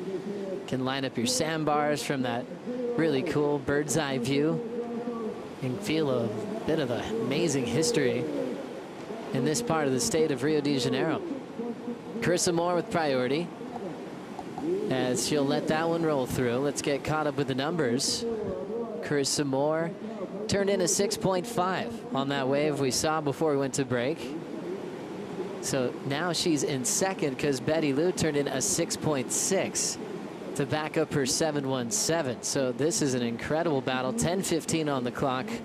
First time Carissa's been tested for her lead as she needs a 7.27. Let's get caught up with Betty Lou's 6.6, Jesse. Nice size wave right there. You see the swell really improving, and that was a big turn. So she's keeping it very simple. Obviously very hard to apply, but just identifying critical sections and going for broke, and that's what she did right there and got rewarded 6.6, which was well rewarded, and it was well deserved as well because it was the biggest wave and the biggest section we've seen the women's hit so far, and she came out clean. We've seen the judges really responding to major moves at this event. It doesn't even have to be an air, like even just single big carves. We saw that from Callanan earlier. An aggressive off the top, one single move ended up being one of his best numbers of this event. I'm really loving that reaction to those individual major moves with a lot of risk. And I think now Betty Lou's really paying attention to that. Yeah, and it goes back to what we were talking about. It's not about quantity, it's just quality. And sometimes just one major turn is harder to do than a few smaller turns. So it's great to see that, and it's great to see that the judges are identifying, and also the surfers. Completely contrasts of approaches right here from Sakura and Carissa. Carissa getting very long rights, but with a little bit less power on the wave, so she's not able to push as hard as Sakura, on the other hand, that is getting short waves but with big sections. Betty Lou, Sakura Johnson representing the North Shore, fell off at the midseason cut last season. Came back even stronger this year, made the cut, and now sitting at 8th in the world. Jesse, where have you seen the biggest improvements for Betty Lou in the last 2 seasons? I think just maturity. Her surfing has always been there, and I think she also got much better down the line turns. She was always a very back-footed surfer, mostly also because she's from Haleiwa. Oh, I see Carissa up and riding. Glassy open face, big opportunity. Carissa drills it off the lip. Hard off the bottom and lays into a hammer of a turn. And that was a lethal combination from world number 1. And that was a huge mistake from Betty Lou, because I think she had priority on that and let that one go. And Carissa did damage on that. So much drive throughout those turns, throwing buckets. As you see right here, nice clean wave, doubled up, and see how much drive she gets on that first turn. And right here, just unleashing, really pushing hard that rail. Perfect clean cut throughout the wave, and yeah, that was an amazing wave for me. This is going to be probably on the best wave of the heat so far, and probably excellent. Another big windup. It looks like she didn't want to let any bit of that section go wasted. She drilled it. You could tell by her windup too. She was putting everything she had into that finish. Mitchell Ross put his acai down, and he'll celebrate in a second once he's off camera. And he's a little nervous right there. You can see he usually looks smiley and always cracking jokes, but right there he saw it. Like, it's Betty Lou was putting her against the clock, and just as soon as she gave her a little opportunity, she turned into an 8.83. Maybe it's because of all the upsets we've had in this event, but we're getting more emotion out of coaches that typically don't show it, from Ross Williams, who has Betty Lou, and also from Mitchell Ross, who has Carissa Moore. Just like he thought, best number of the heat goes to Carissa Moore, 8.83 on the 2-turn combination. She's got her lead back, and Betty Lou chasing an 8.17. That's got to sting. Making a mistake when you have priority and your opponent turns in the best number of the heat. Chris has been really connected though this year, and I think some of her major highlights have actually happened without priority. Yeah, and impressive. For me, that was the best wave surfed on the women's side all contest. Just the way she was able to apply that much pressure on a wave and get that much drive out of the turns and generate the speed with power. That was incredible surfing from her, and being under priority and needing actually a decent score. She needed a 7, around a 7-point ride, so amazing effort there for her. So big lead change, and we'll see how Betty Lou reacts, because she's still got plenty of time, chasing down an 8.17. Molly Picklum, Caitlin Simmers coming up in quarterfinal number 4. It'll be fun to see how Molly takes on the young superstar from Southern California. Picklum also had to be first heat of the event after a series of lay days. We had some of the days called off, but she still had to be on deck and prepared just in case things were going to get started. Chris asking for an update from the beach announcers upstairs, and she might not have heard that 8.83, or she might have just want to hear it one more time. She probably does, just to feel that extra confidence. And if she didn't hear, she felt it. She knew that was a great and probably an excellent surfed wave, because that looked too clean, and it probably felt very clean for her as well. So yeah, that was amazing, and that's what those court champs can do. Like, it looks like they're done, and all of a sudden you give them an inch, they take her whole arm. Oh, it's so true. As we look at some waves coming through, let's hear from Caroline Marks with Maida. So, Caroline, you found a really good wave there to turn the heat. Can you talk us through about this 8.33?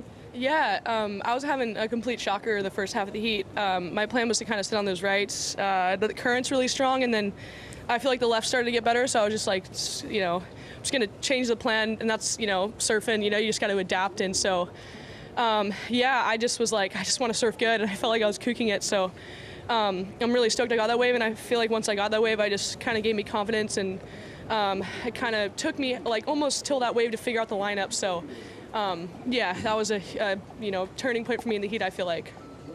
Congratulations. But it seems that you are really in tune with your surfing, coming from a huge result in El Salvador. So how is your confidence for the rest of the event? Yeah, for sure.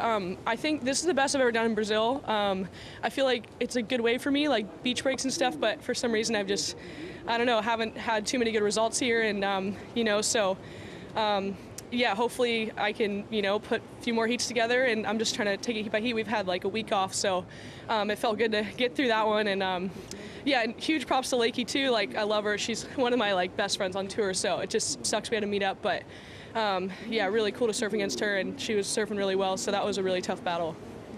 Okay, so congratulations, see you in the next round. Thank you so much, Maida. Caroline Marks fired up, and Lakey and Caroline bring the best out of each other, longtime sparring partners, and they worked together with Mike Parsons for many years. And when they had heats together, there was just something cool. It was almost like big sister taking on little sister. And right there, Caroline happy to get the win against Lakey. She's got Tyler again.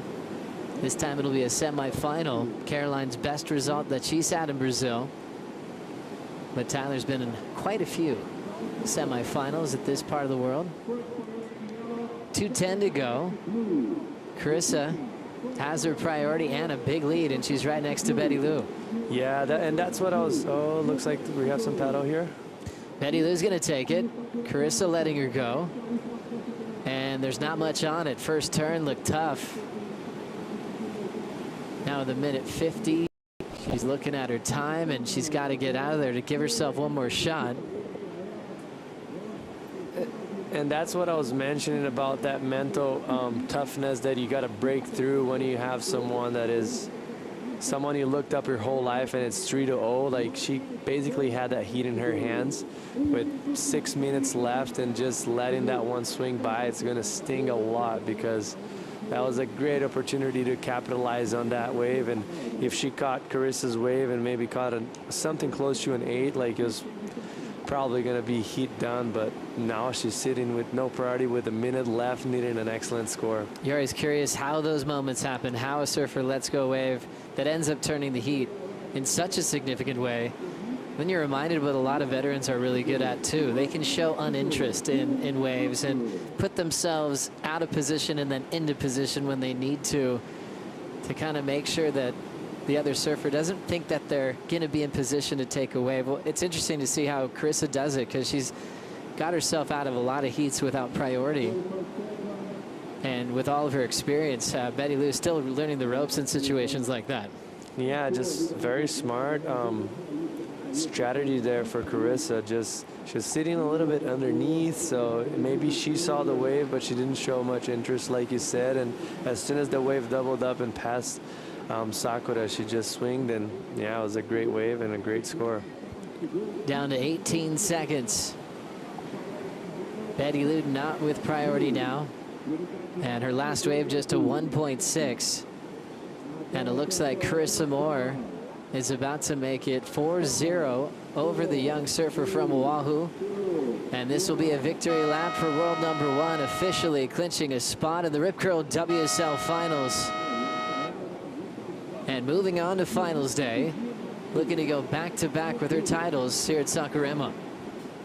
Yes, another big win for Carissa, and it's just showing how consistent she is this year, and yeah, how prepared she is. Carissa moving forward once again, adding more points to her lead over the entire tour. Coming up next, we will see Molly Picklum take on Caitlin Simmers. Bit of a grommet heat coming up in the last quarterfinal of the day.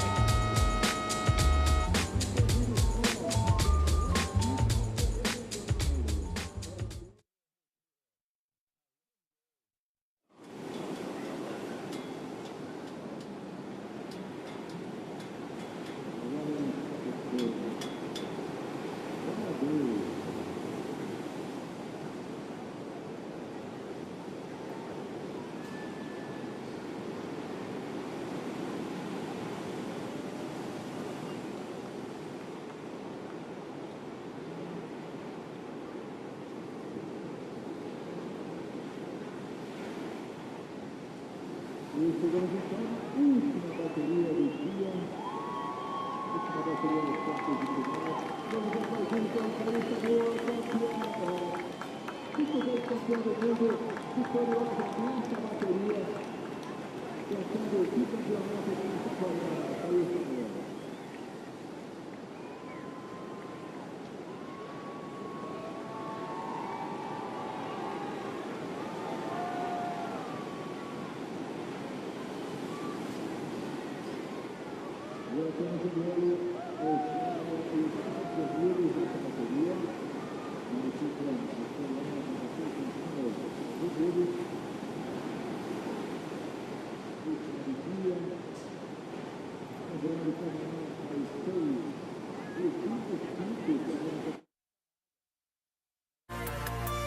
be even on this tour in any heat, if you want to win a single heat on this tour, you've got to have confidence in yourself and you have to back yourself.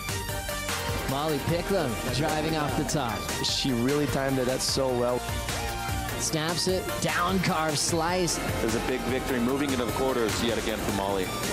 Good wave loading up for Katie. Katie Simmers to oncoming section, slashes off the top there. Yeah, this is kind of what I surf every day at home. Nice hook on the backhand for the surfer from Oceanside, just 17 years old. Then moving into the quarterfinals, Caitlin Simmers. Let's go. Quarterfinals number 4. Molly Picklum takes on Caitlin Simmers. Generation Now taking over the world. Molly and Caitlin have provided some of the most entertaining surfing in 2023, both with big wins. Molly's at Sunset Beach. Caitlin right after hers at Portugal at Super Tubos. Let's now hear from Carissa Moore with Kaipo. Carissa, 4-0 against the Grom, Betty Lusakura Johnson, but this time you had to go excellent. You needed that 8.83 and you got it. Thanks, Kaipo. Betty is a great competitor, and I respect her a lot. I admire her skill and, you know, her just her drive, her determination. She definitely made me work for that one. It was fun just, you know, going back and forth and kind of surfing under a little bit of pressure. I'm looking forward to our battles for years to come. Yeah, it'll be years. You're in finals day, semifinals. I want to help you with some planning of your calendar. You've clinched your spot in the WSL Finals. How do you feel about that? Oh, I'm super stoked. I'm really happy. It's like one of those like monumental goals, like those little chunks that you try to bite away slowly throughout the year. So I'm really happy to just have the opportunity to be on that big stage again and compete at lowers. That'll be super cool. Well, so Carissa Moore, we'll see you at the Rip Curl WSL Finals at lower trestles. Congratulations again. Thank you. I'm so honored to be a part of professional surfing at this time. Carissa Moore threads it through. Good job by Carissa Moore. It's such a special sport. It's like nothing in the world. Carissa Moore is your champion at Pipeline. To win this event is up there with a world title for me. It's really special. Your champion of the Western Australia Margaret River Pro, Carissa Moore. Hammers it with the layback. Wow. Big gouge on that layback snap. And that is Carissa Moore. Carissa Moore has clinched her spot in the WSL Final 5.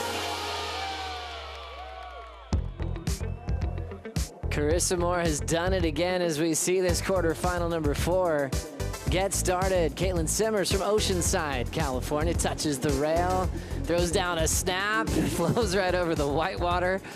She draws the coolest lines, so creative, so relaxed, just so much fun riding waves, doesn't she? Yeah, it's definitely refreshing to see her, the way she approaches the wave, and bottom turning right there on that second or even third bottom turn with the grabbing the rail. That's just something that you don't see so much on the women's side. And yeah, amazing surfing always from Caitlin. Yeah, super cool. She's really funny to talk to, really relaxed, and everybody loves her. You know, when you look at media, you know, she's just heralded in media for good reason, and it feels like she's just doing it in stride, like coming up with video parts where everyone's excited to watch the way she surfs heats. So you've got to plan your day around it to see her surf. She kind of demands that kind of energy without asking for it, just lets her surfing do the talking. Yeah, it's just natural. She just, it reminds me a little bit of kind of Dane Reynolds, you know, but more of a contest machine than Dane. Like, it's just a freak talent and just different than everyone else. Love how she faded this one to start. Yeah, a tricky wave on the start, like kind of fat, but she was able to find that good kind of a backwash. And right here, that bottom turn with grabbing the rail, that was impressive to kind of cut it short and really be able to squeeze that last extra turn in it.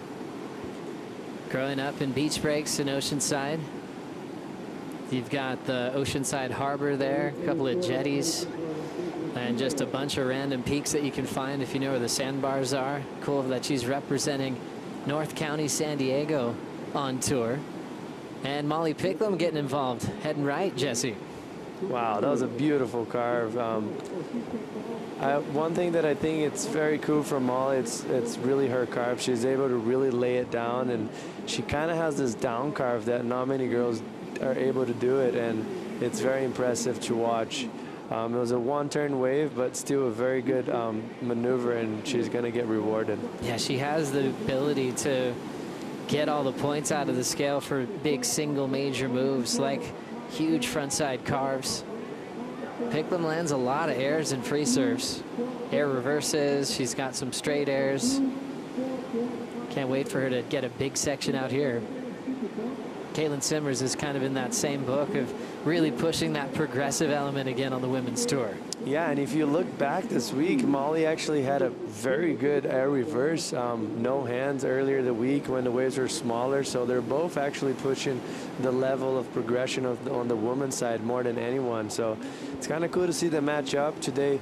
Not ideal for airs, mostly for the women's because it's very chunky out there. There's a lot of power and water moving. It's going to be hard to see an air today, but on the other hand, they're just kind of drawing unique lines and doing amazing surfing. Molly Picklum from Terrigal, Central Coast of New South Wales. Makes me immediately think of a surfer named Ace Buchan, a finalist out here at Saquarema. A big shout out to Ace Buchan, who had a big retirement party recently. Kind of was the benchmark for goofy footers for so many great memories on tour. Had longevity. Gosh, so reliable in waves of consequence, and then challenged the world's best at waves like this too at Saquarema. He had to be someone you definitely looked up to. Definitely amazing technique, just perfect approach, mostly on his backhand, but good overall, all-rounded surfer. Amazing in the barrel, wasn't scared of swinging in waves, and yeah, it was definitely a guy I looked up, and also a very great guy as far as personality, just very humble. Always giving it back to everyone, so yeah. Another guy that traveled really well. You know, he was one of those international surfers that would come to Brazil or France, and he'd always try to learn the local language. You know, not every surfer is diving into that when they travel, and Ace was definitely someone who wanted to learn about the culture when he traveled, and Molly's doing the same thing.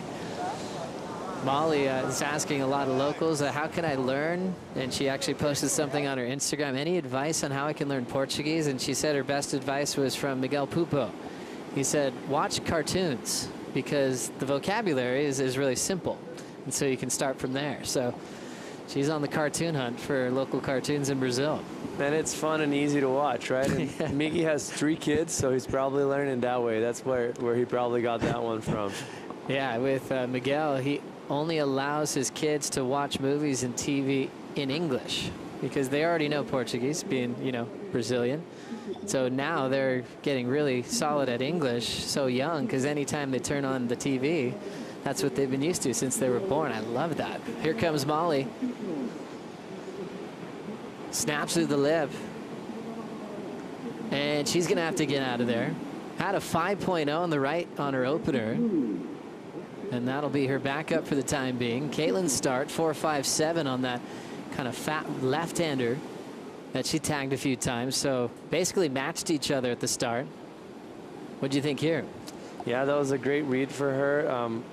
A lot of foam on it, but she was able to actually get a lot of spark out of such a weird section right there. And unfortunately, if she was able to get up and over that section one more time, she was probably looking at a very healthy score. But she ended up getting just a little bit touched behind and was able only to get one turn in that wave. So priority still with Caitlin Simmers. Situation, remember, Steph Gilmore Tatiana Weston-Webb, equal 5th coming into Brazil. Both lost in the elimination round. And the surfer right behind them is Caitlin Simmers. So Caitlin Simmers coming in number 7. So if she can get into the semifinals, you're thinking, okay, for sure she's bumping somebody out of the WSL Final 5. And with beach break conditions, she has so many strengths. That's where she got her first win at Super Tubos. Really comfortable identifying where to sit in situations like this. And she's found a great relationship with her coach, Tommy Whitaker, as well. He always reminds you to make sure you're having fun on tour, and enjoying while you're here, traveling the world. And gosh, with all his success, he just passes it on down to the next generation.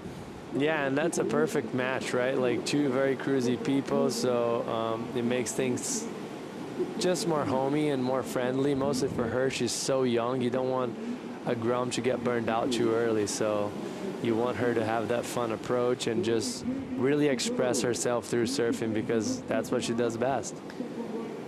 Caitlin Simmers shocked the world when she qualified and didn't take her spot. Said she had other things planned at the time. You know, just still growing up, so young. 16, just decided to let that spot go, and actually helped out the surfer next to her in the water. Molly Picklum thought she missed out on qualifying by 1 spot.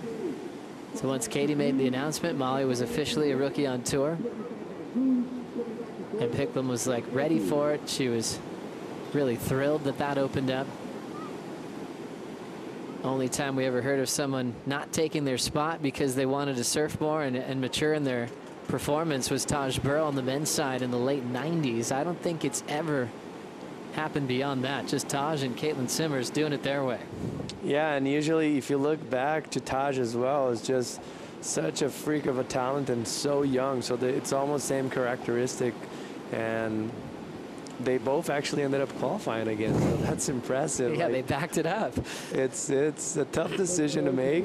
I think they did a good call, but at the moment it's not an easy decision to make because the level is so high and you never know if you're going to be able to requalify again or not. Yeah, I mean, there's stories of super talents that get lost on the qualifying system for a decade or finally qualifying in their 30s. You know, how many of those stories do we have? It's countless. So when they make statements like that, the whole world kind of gets shocked, going, is this the right decision? And for Caitlin, it was perfect. It's her process.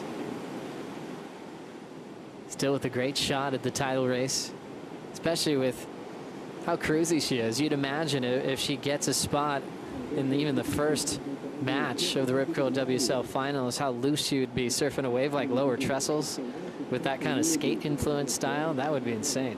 And it's 15 minutes away from her home, so she surfed that wave her whole entire life. Just knows that wave as much as anyone. And also when you're slipping on your own bad, it makes things much easier. You know, you feel that homey vibe, and just makes you feel more comfortable. And her being comfortable sounds very scary. There could be a different feel, you know, when you think about the title race this year to as far as the names are concerned heading into September. You know, Tyler's never been there before. She's number 2 in the world. Caroline hasn't experienced it yet. Neither has Molly Picklum. A lot of fresh faces taking a lot of the spots in the WSL Final 5. Picklum, last wave 4.93. 5.0 before that. Is incredibly independent on tour. 20 years of age. Kind of does a lot of her own things. Sometimes you see, you know, a lot of family around young surfers, kind of making sure everything's done right. And for Molly, she's happy to be on the road for long periods of time. She's comfortable just taking on new challenges. And I think that's going to go a long way. It kind of reminds me of a young Stephanie Gilmore. When Steph was on tour winning those world titles, she was on her own, just doing it her way. Big section for Caitlin Simmers. Talk about a sizable wall. Tagging one big section, and that system's been working throughout the day today, picking a solid set wave and attacking it. She'll get a decent number for that effort. Yeah, it's very smart surfing for her right there, even though that wave looked like it was going to close out. She was just able to do a very deep bottom turn and just really pushing that back foot and getting a great turn out the back. Unfortunately for her, if there was one more opportunity, she was probably looking at an excellent right. But great effort for her right there. She's going to have a healthy score. Kind of reminded me of Sakura on the heat previously. Solid wall for Caitlin Simmers. All about quality. 6.83. One big move and a lead change. Picklum to second needs a 6.41. Caitlin Simmers, a solid skateboarder as well. You can kind of see that in her style and approach. And her shaper was actually a pro skater for a really long time. Great vert skater in a lot of classic skate films back in the day. And I'm always curious if that relationship kind of makes sense. So her shaper is a surfer skater. So is she. And maybe they come up with some cool designs because she has a lot of cool shove-it type moves. She likes to have that real calm arms next to her side. And I'm sure Borst Designs actually really loves that they've really got a lot in common. Yeah, that definitely helps, and they probably think very similarly, and it's looking good so far. It's just starting of her career professionally and on tour, but so far so good. 17:45, Picklum with the lineup to herself, and Priority trying to chase down a 6.41 to take the lead and move on to finals day. Back for more action in Sakuraba right after this.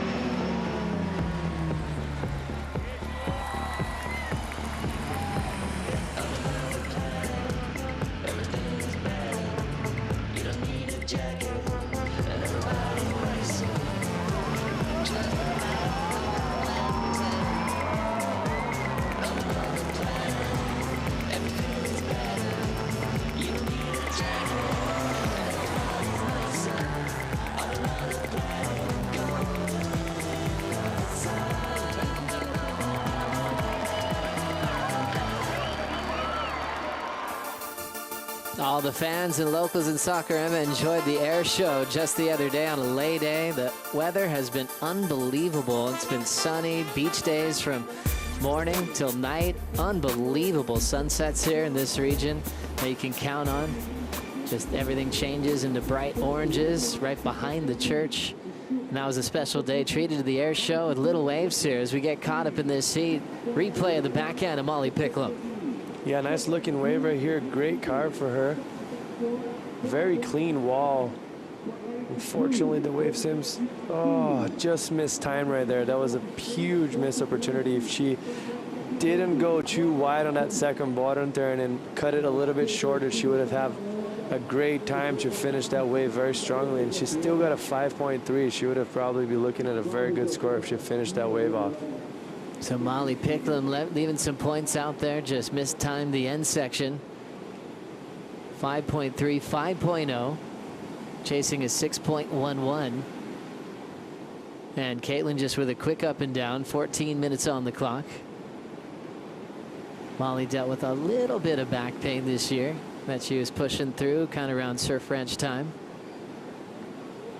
Sometimes those quiet little injuries that they're going through, and they just kind of decide if they're still solid enough to compete, and she's been pushing through.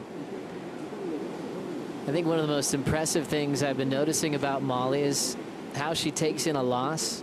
She lost in the quarters at Pipe. The conditions were really tough for her heat. She really just waited for a set that never came and tried to pack a closeout, and that was really the story as she went down to Carissa. And she had so much left in the tank, and she just kind of, you know, caught her breath and paddled out at Sunset Beach, not even really in preparation for the next event, but just to go surfing. Kind of simply that, you know, moving on from a loss is probably one of the biggest things to learn when you're on tour. You're losing more than you're winning. There's some surfers that are really good about not wearing them, and I think Molly's figured that out at a really young age, not letting it take her down. Yeah, and that's the toughest time for her to figure it out, because you usually, like, it's easy because you don't have the maturity and just wears you off, and it just gets very heavy on top of your shoulders. So for her to be able to identify that so early in her career is just advantage for herself. And yeah, paying it off because she ended up taking the win there. And yeah, amazing year so far for her. And after each heat, she actually has homework to do. She has a little report she fills out about her personal view on how her heat went and identifies mistakes, and she has to turn it in within an hour. Now, she's got more time than that, I think, but she, you know, turns it into Glenn Microhall, her super coach, and then they can go over it together. It's a really cool system for her to learn to really identify those things on her own. And also, I think, a big problem that a lot of times surfers have when they come in from heats that they lose is just blaming other things. So if you're able to just admit the mistakes you had and try to improve on that, is really going to help you on the long run. So you're just trying. Obviously, there's going to be a lot of factors that are not in your control that can play it off. But if you identify the problems you had on your heat and you can minimize that for the next one, it's going to make your chances of winning events and winning heats much better. 11:30 to go in this one. Caitlin Simmers still with the lead, 6.83 and a 4.57. A lot of great surfers in her region in Southern California. Mike Lambrisi, solid career as a touring professional representing Oceanside. Always reliable with big results. Not just in California, but all around the world as well. There was a woman named Julia Christian who qualified for the tour. She was actually from the town next door in Carlsbad. And everyone remembers Taylor Knox, Rob Machado, a little bit further south from Caitlin Simmers, but she is proud to represent Oceanside.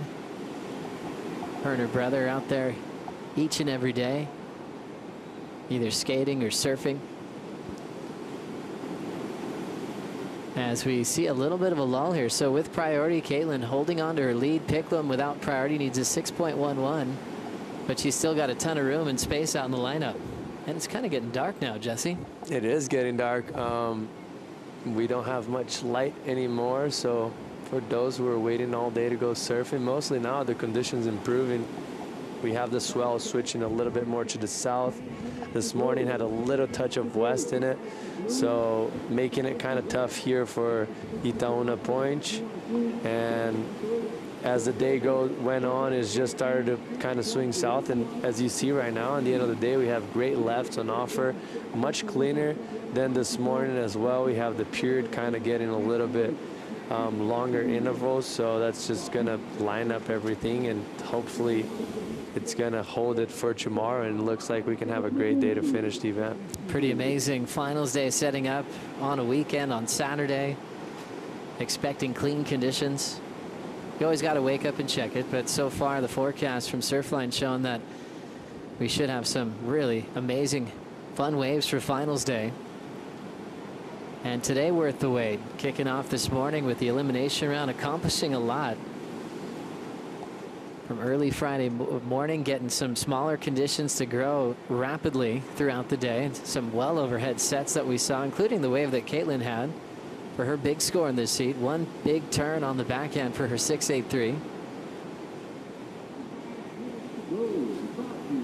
Yeah, and that's the difference so far. Just that one big turn, very critical wave, much bigger wave than any other wave ridden in this heat. So just getting rewarded very well and making a lot of difference in this heat. Over a point and 0.5 difference than Molly's best wave. So great lead for her right now, sitting with priority. Yeah, really sharp. Caitlin Simmers picking up her first win of her career, and it didn't take long. Happened to be in Europe. Always loving the chats with Tommy Whitaker, and it was challenging. See all those ribs on the open face, but she was good at finding some down carves into big verticals. Found space in the lineup, a lot of keepers under priority, and looked like she was enjoying her time even more when it got nice and hollow, Jesse. Yeah, as the day went on, the wave started to get a little cleaner and easier, and she just really took advantage of the offshore, getting that beautiful barrel and finishing it off. Like, amazing surfing for her all around the whole event. A lot of buzzer beaters as well, so that was a very good event for her. Yeah, pretty exciting to see her so cruisy. Has that cool little Tom Curran type energy, that mystique of finding waves when she needs it. Even though she breaks down a formula with Tommy Whitaker, it looks like she's free to do her type of surfing, which is what he always promotes with the surfers that he works with. He was very selective in his day and worked with surfers like Seabass and really encouraged him to get on a roll and stay busy because that was his personality. And bringing out the best in Caitlin Simmers, down to 7 on the clock. Yeah, looking back here, they're actually sitting in a very good spot. I think they're both sitting on the perfect spot right now, where the lefts are really swinging a little bit more wide with this lower tide, and they're right on it. If a set comes and it lines up maybe 2 waves, we're going to have some fireworks. Just the drama building in this matchup. Caitlin Simmers trying to break into the WSL Final 5. Just outside of the picture heading into this event, but I think that all might change as we dive into the recap. Opening ride for Caitlin Simmers was this kind of fatter looking left. Didn't really bowl up, but she kind of skated her way down the line to a 4.57. She's still keeping this number. Yeah, but it's been one turn wonders type of heat. The best scores, the best 3 scores of the heat so far has been one turn. So, and her taking the advantage on that big section. You see right here, Molly Pickling, that was her 4.93, just a nice critical turn right there. Unfortunately, wasn't able to get up in vertical one more time. And this is the wave of the heat so far. Just a very extended long bottom turn just into a big crack right there. Very solid wave and got rewarded very well. Well done to Caitlin Simmers, just picking off a big wall and nailing that backside hack. Picklum, you're thinking maybe if she could have comboed up her last wave, she could have got her lead right back, but still incredibly close. Picklum loves a little paddle battle. If it's a good friend, she doesn't mind chatting it up a little bit.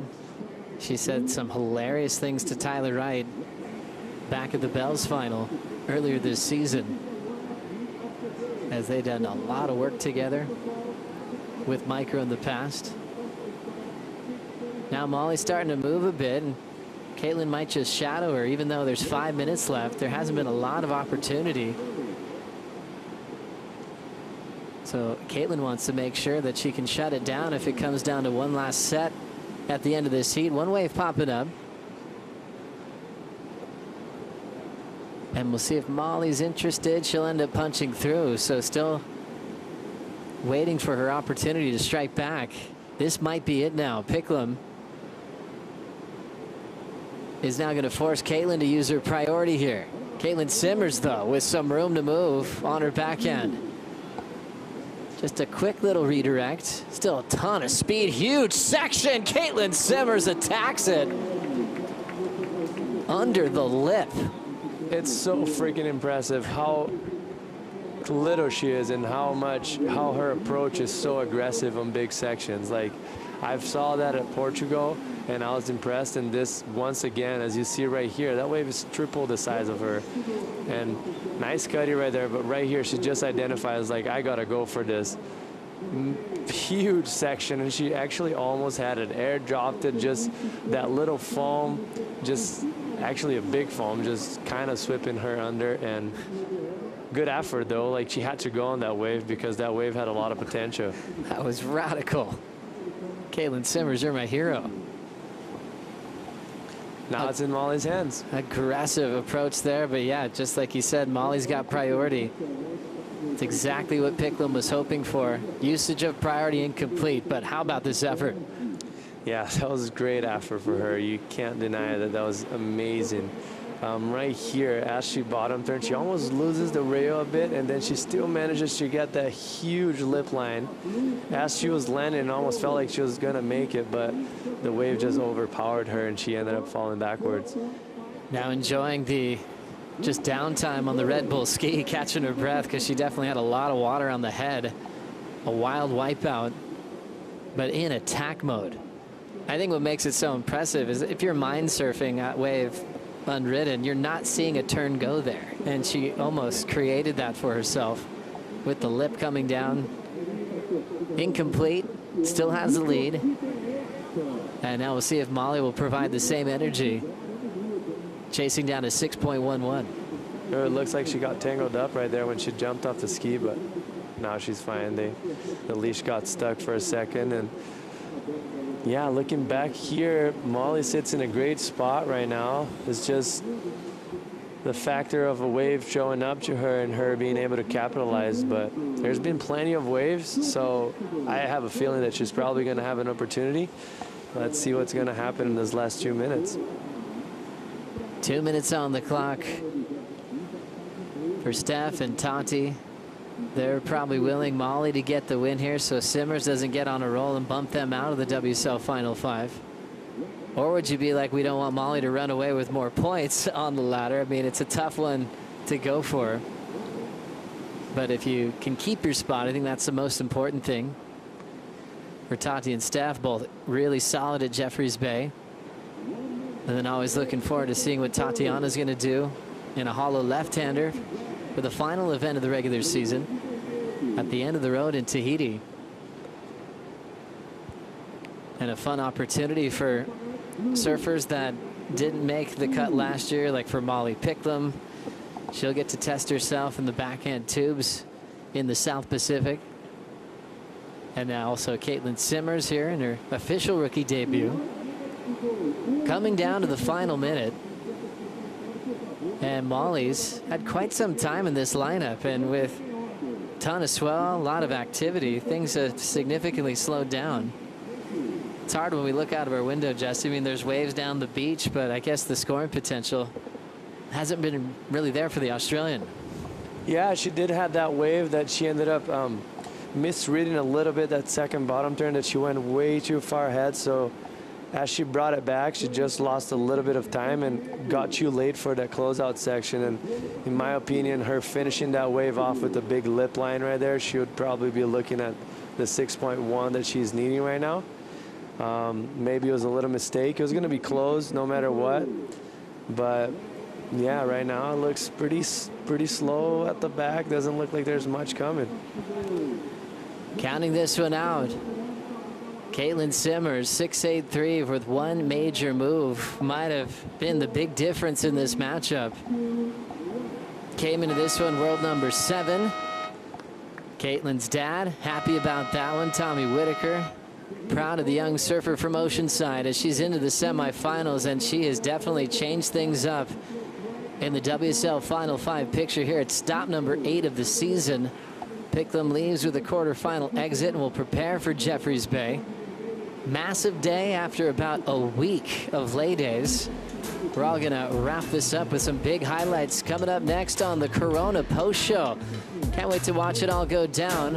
All hosted by an action sports superstar, Kaipo Guerrero, joined with Mitchell Salazar and Strider Wazalewski.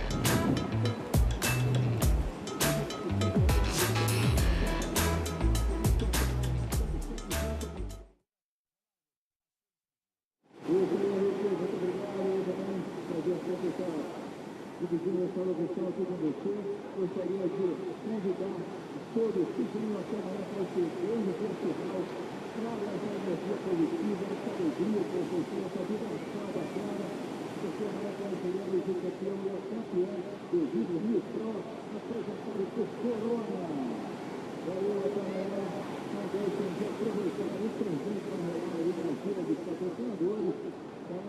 Temos muita ação rolando ali, a direção não para por aqui. E se chorou, falou tudo, irmão.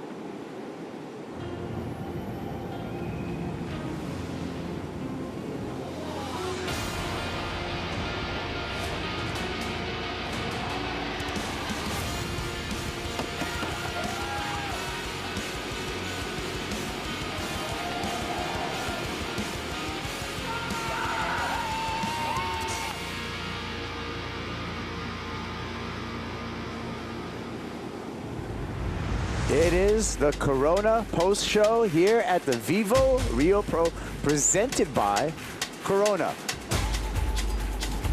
The Nossa Senora de Nazaré in the background, an iconic church, and the setting here, this beautiful town of Saquarema. I'm Kaipo along with Mitchell Salazar, Strider Wazalewski, and we've had a big day of competition today. We finished the women's elimination round, the men's elimination round, the round of 16 for the men's, and the quarterfinals for the women. We are all set with semifinals for the women, quarterfinals for the men. Looking forward to a finals day. So Mitchell Salazar, your highlight today. Carissa Moore's dominance in the second to last heat of the day, dropping the best score of the event so far. On the women's side, Kaipo, pretty good stuff from Carissa Moore. Yeah, that was great stuff. You know what? Speaking of great stuff, the youngster, the rookie on tour, Katie Simmers, she found her way into the semifinals, winning quarterfinal number 4. Let's hear from Katie Simmers. She is with Maida Pops. Yeah, Katie, congratulations. So you find yourself there, and sorry guys, how was the heat for you? I don't know, it kind of got pretty good, kind of just watching it. I was pretty excited to go out, but I knew that it was way harder than it seemed from the beach. But I don't know, we were kind of just thinking to just like paddle far out the back and try to get those lefts, because instead of just trying to battle the current the whole heat. But yeah, I'm happy to beat Molly. She's kind of the golden girl, and I feel like she can't lose anymore, so had to beat her. But yeah, I don't know. I think me and Molly are maybe even. I think she maybe has a win over me, so I think we're even now, so I'm stoked. Yeah, so you're probably grabbing some spots in the rankings. So are you looking for that right now for the finals 5? Shoot, I don't think so. I mean, I hope I just win this and maybe I'll think about it, but I don't know. I just want to, I don't know, just make some heats. It was kind of a bummer the last event. I kind of just sat there, so yeah, just catch waves and try not to do that and just surf, beach break. It's pretty fun out there, so yeah. All right, congratulations. See you in the next round. Back to you guys. Thank you. Thank you, Maida. Wow, I love her. I do, Strider. I mean, I can't get enough of Katie Simmers. Not just the exciting surfing, really, but just the honesty that she brings in those interviews. It's really fun. There's like no walls, you know. When you're a youth and you're coming up, you do, you know, the older you get, you feel like you hit more walls, and she has none, and she has no filter, and she just is kind of a mellow tone. Just this is how it is, and I love when it comes across like that. And you know what? The way that she was throwing herself at the lip line out there on some of those bombs, it was insane to watch. So reckless abandon, technique involved with it, and well, there's a lot more to come from her, let me tell you. Yeah, she's a lot more to come from the youngster, the rookie on tour. But we talk about the establishment.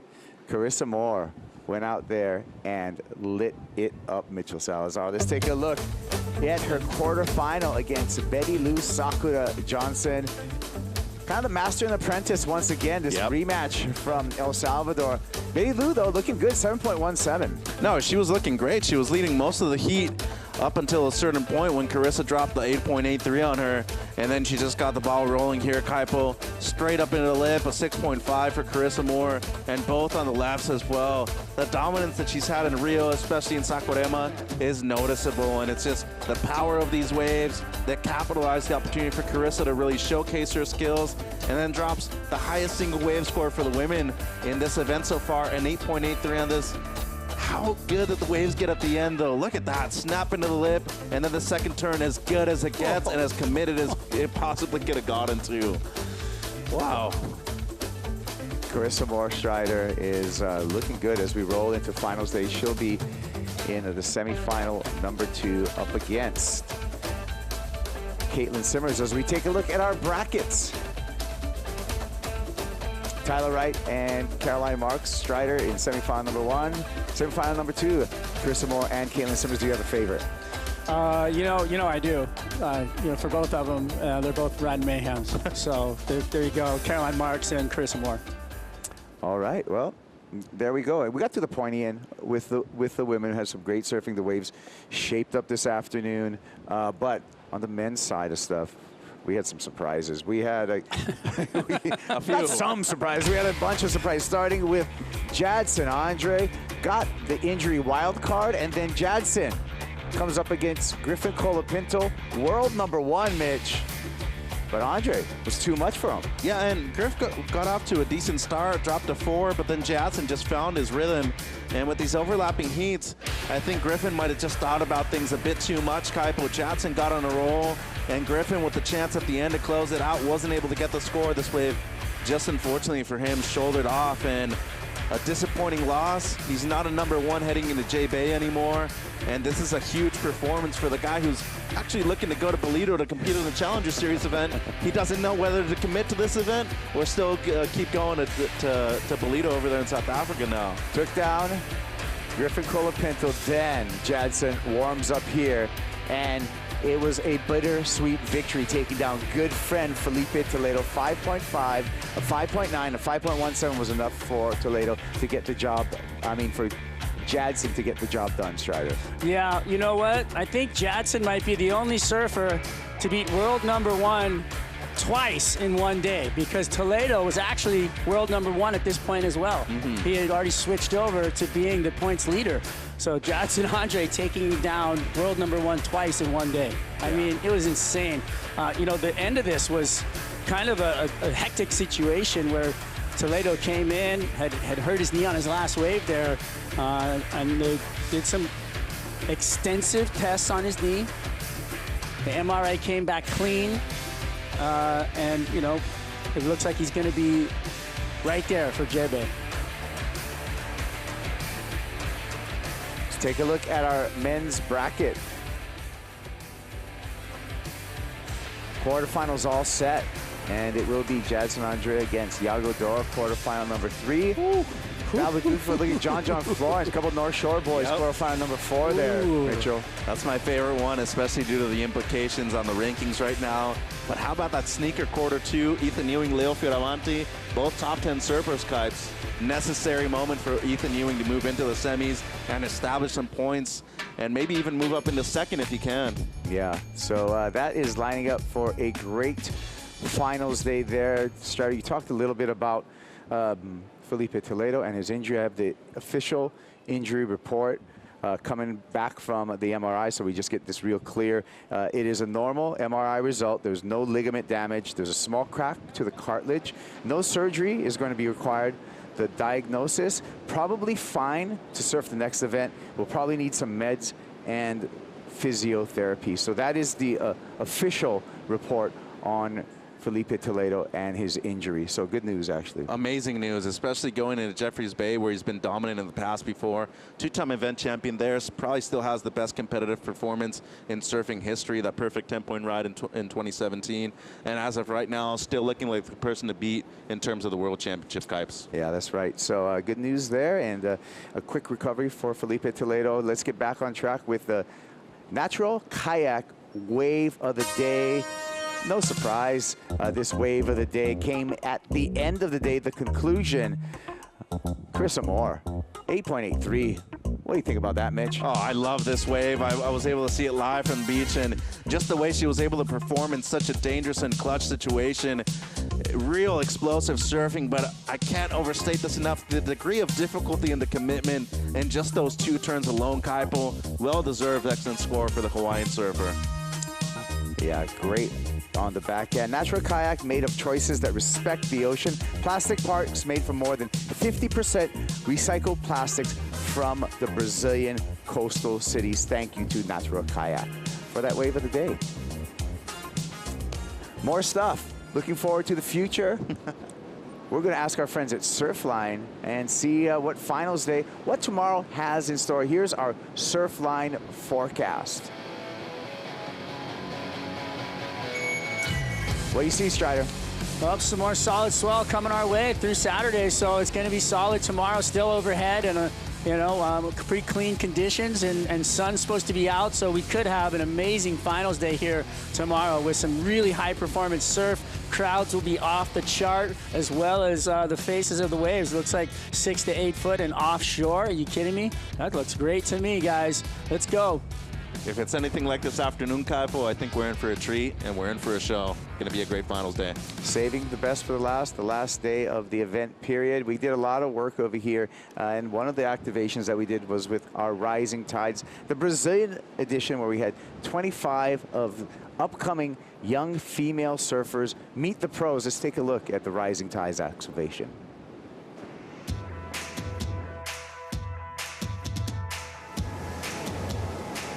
We're here at the 8th stop of WSL Rising Tides here in Saquarema in Brazil. We got an amazing turnout today. Tons of little girls came and showed up. I remember surfing in Garopaba when I was really little. Actually, there was barely any female surfing. Hoping that we can continue this inspiration for a long time to come. I'm Marina Werneck. I used to be a competitive surfer. I was South America champion. Certo? Eu vou, mas só que eu não vou surfar.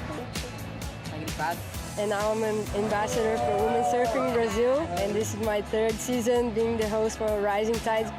So young to have the opportunity to surf with their idols and heroes and dream on having a career on surfing, maybe being world champions one day.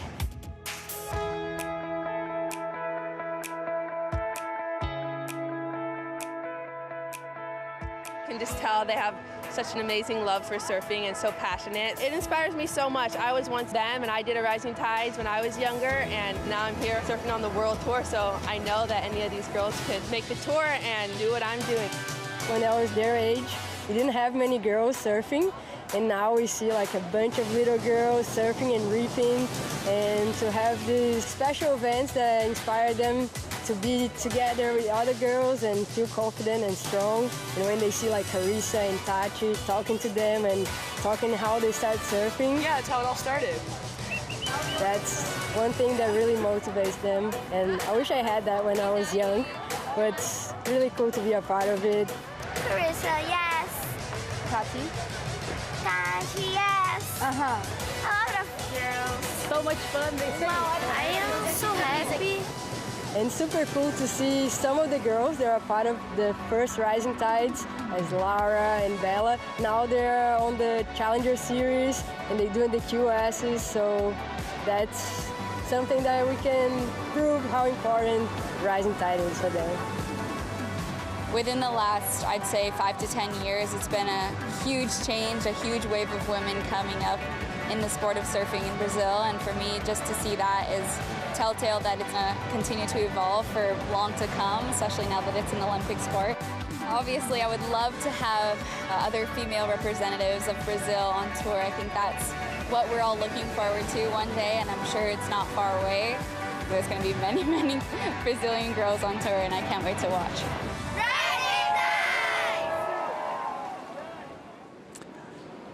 Great activation with the Rising Tides. It's time now for today's top 5. Let's get into today's top 5. We've had some great moments. It was a long day here at Itona Beach. Some great moments.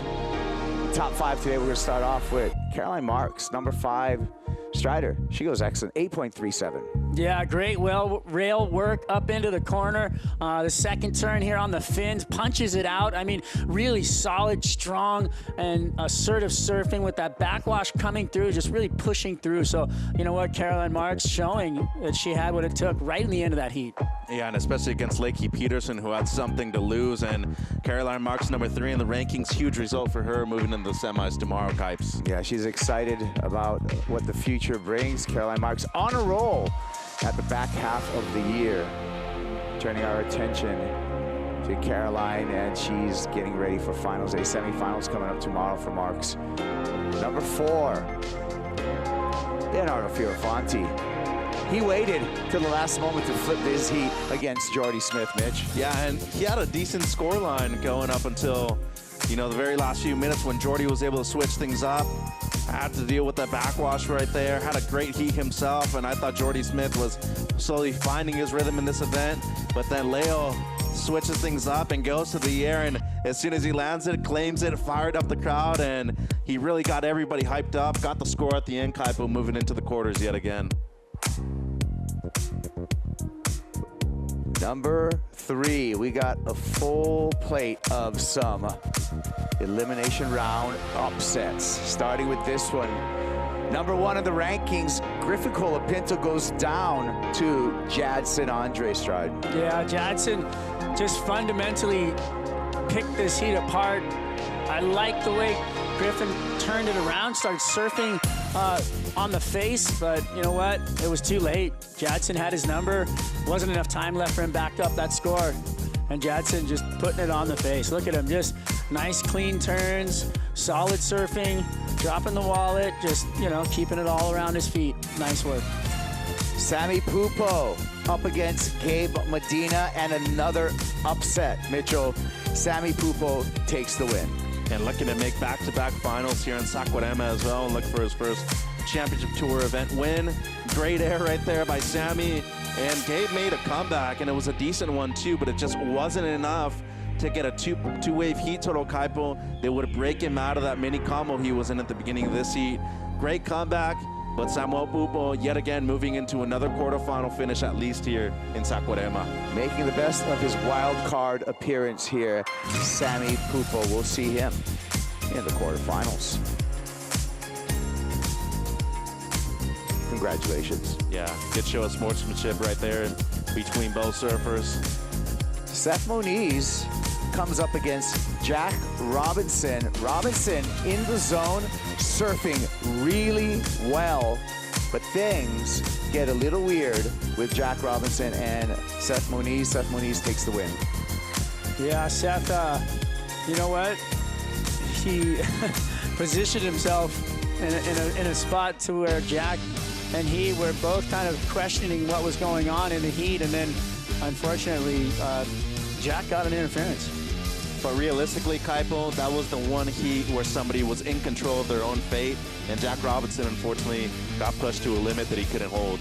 Number 2, Sammy Pupo does it again, this time defeating Joao Chianca in the round of 16, Mitch. Wow, and a big performance here from Sammy in one of the first heats of the day for the men, and Joao was off to a good start, had a couple of decent numbers. It seems like he was finding his rhythm out there at his home break. The board looked great underneath his feet too. I was thinking to myself, oh, he's gonna look good for finals day. Next thing you know, Sammy just turns things around after a strong start by Joao on this wave, and then Sammy with another strong performance, guys. Friendly fire, Strider, between two good friends, but only one could advance. Yeah, no friends on a powder day. You know what? You got to get out there and get your line in while you can, and somebody else is going to take it otherwise, and Sammy took his. He found the line, he found his glide, he got the scores, he got the nod over the local boy and friend. Sammy looking for the finals day win. Can he pull it off? That would be amazing. I think he can. Good friends enjoying a moment on the beach. Number 1.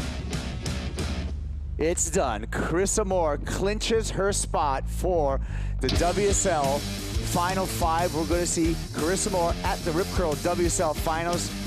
She's got a reservation, Mitchell. And she's looking to be the #1 seed yet again, looking for back-to-back victories here in Saquarema. And Kaipo, the way she was able to do it, finding the 2 best waves out there in a 35-minute heat. Some amazing stuff from the 5-time world champ. I really like what I'm seeing. And just the way she was able to navigate a difficult lineup after waiting all day long to surf her heat. Some amazing footwork there from Carissa Moore. Dropping an 8.83, the highest single wave score of the women so far, Kaipo, on this one. Yeah, and Carissa spoke to her after this heat win. She's relieved. A lot of weight off her shoulder now going into the final couple events of the year. But you know she's going to continue to tear it up. So congratulations to Carissa Moore. Thank you, Mitchell. Thank you, Strider.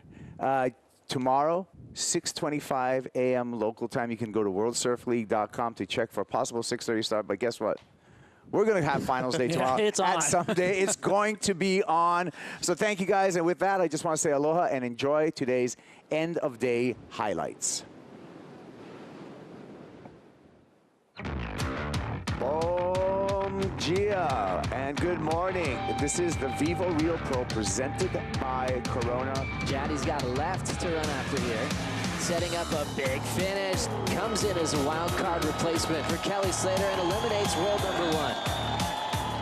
Snap, getting back to the lip for a float. Hanging in there, and he will get the completion. Sammy Pupo on into the round of 16. Medina eliminated from competition. Mamiya throws it tail high, inverted. The upsets continue. Prior to interference on Jack Robinson now.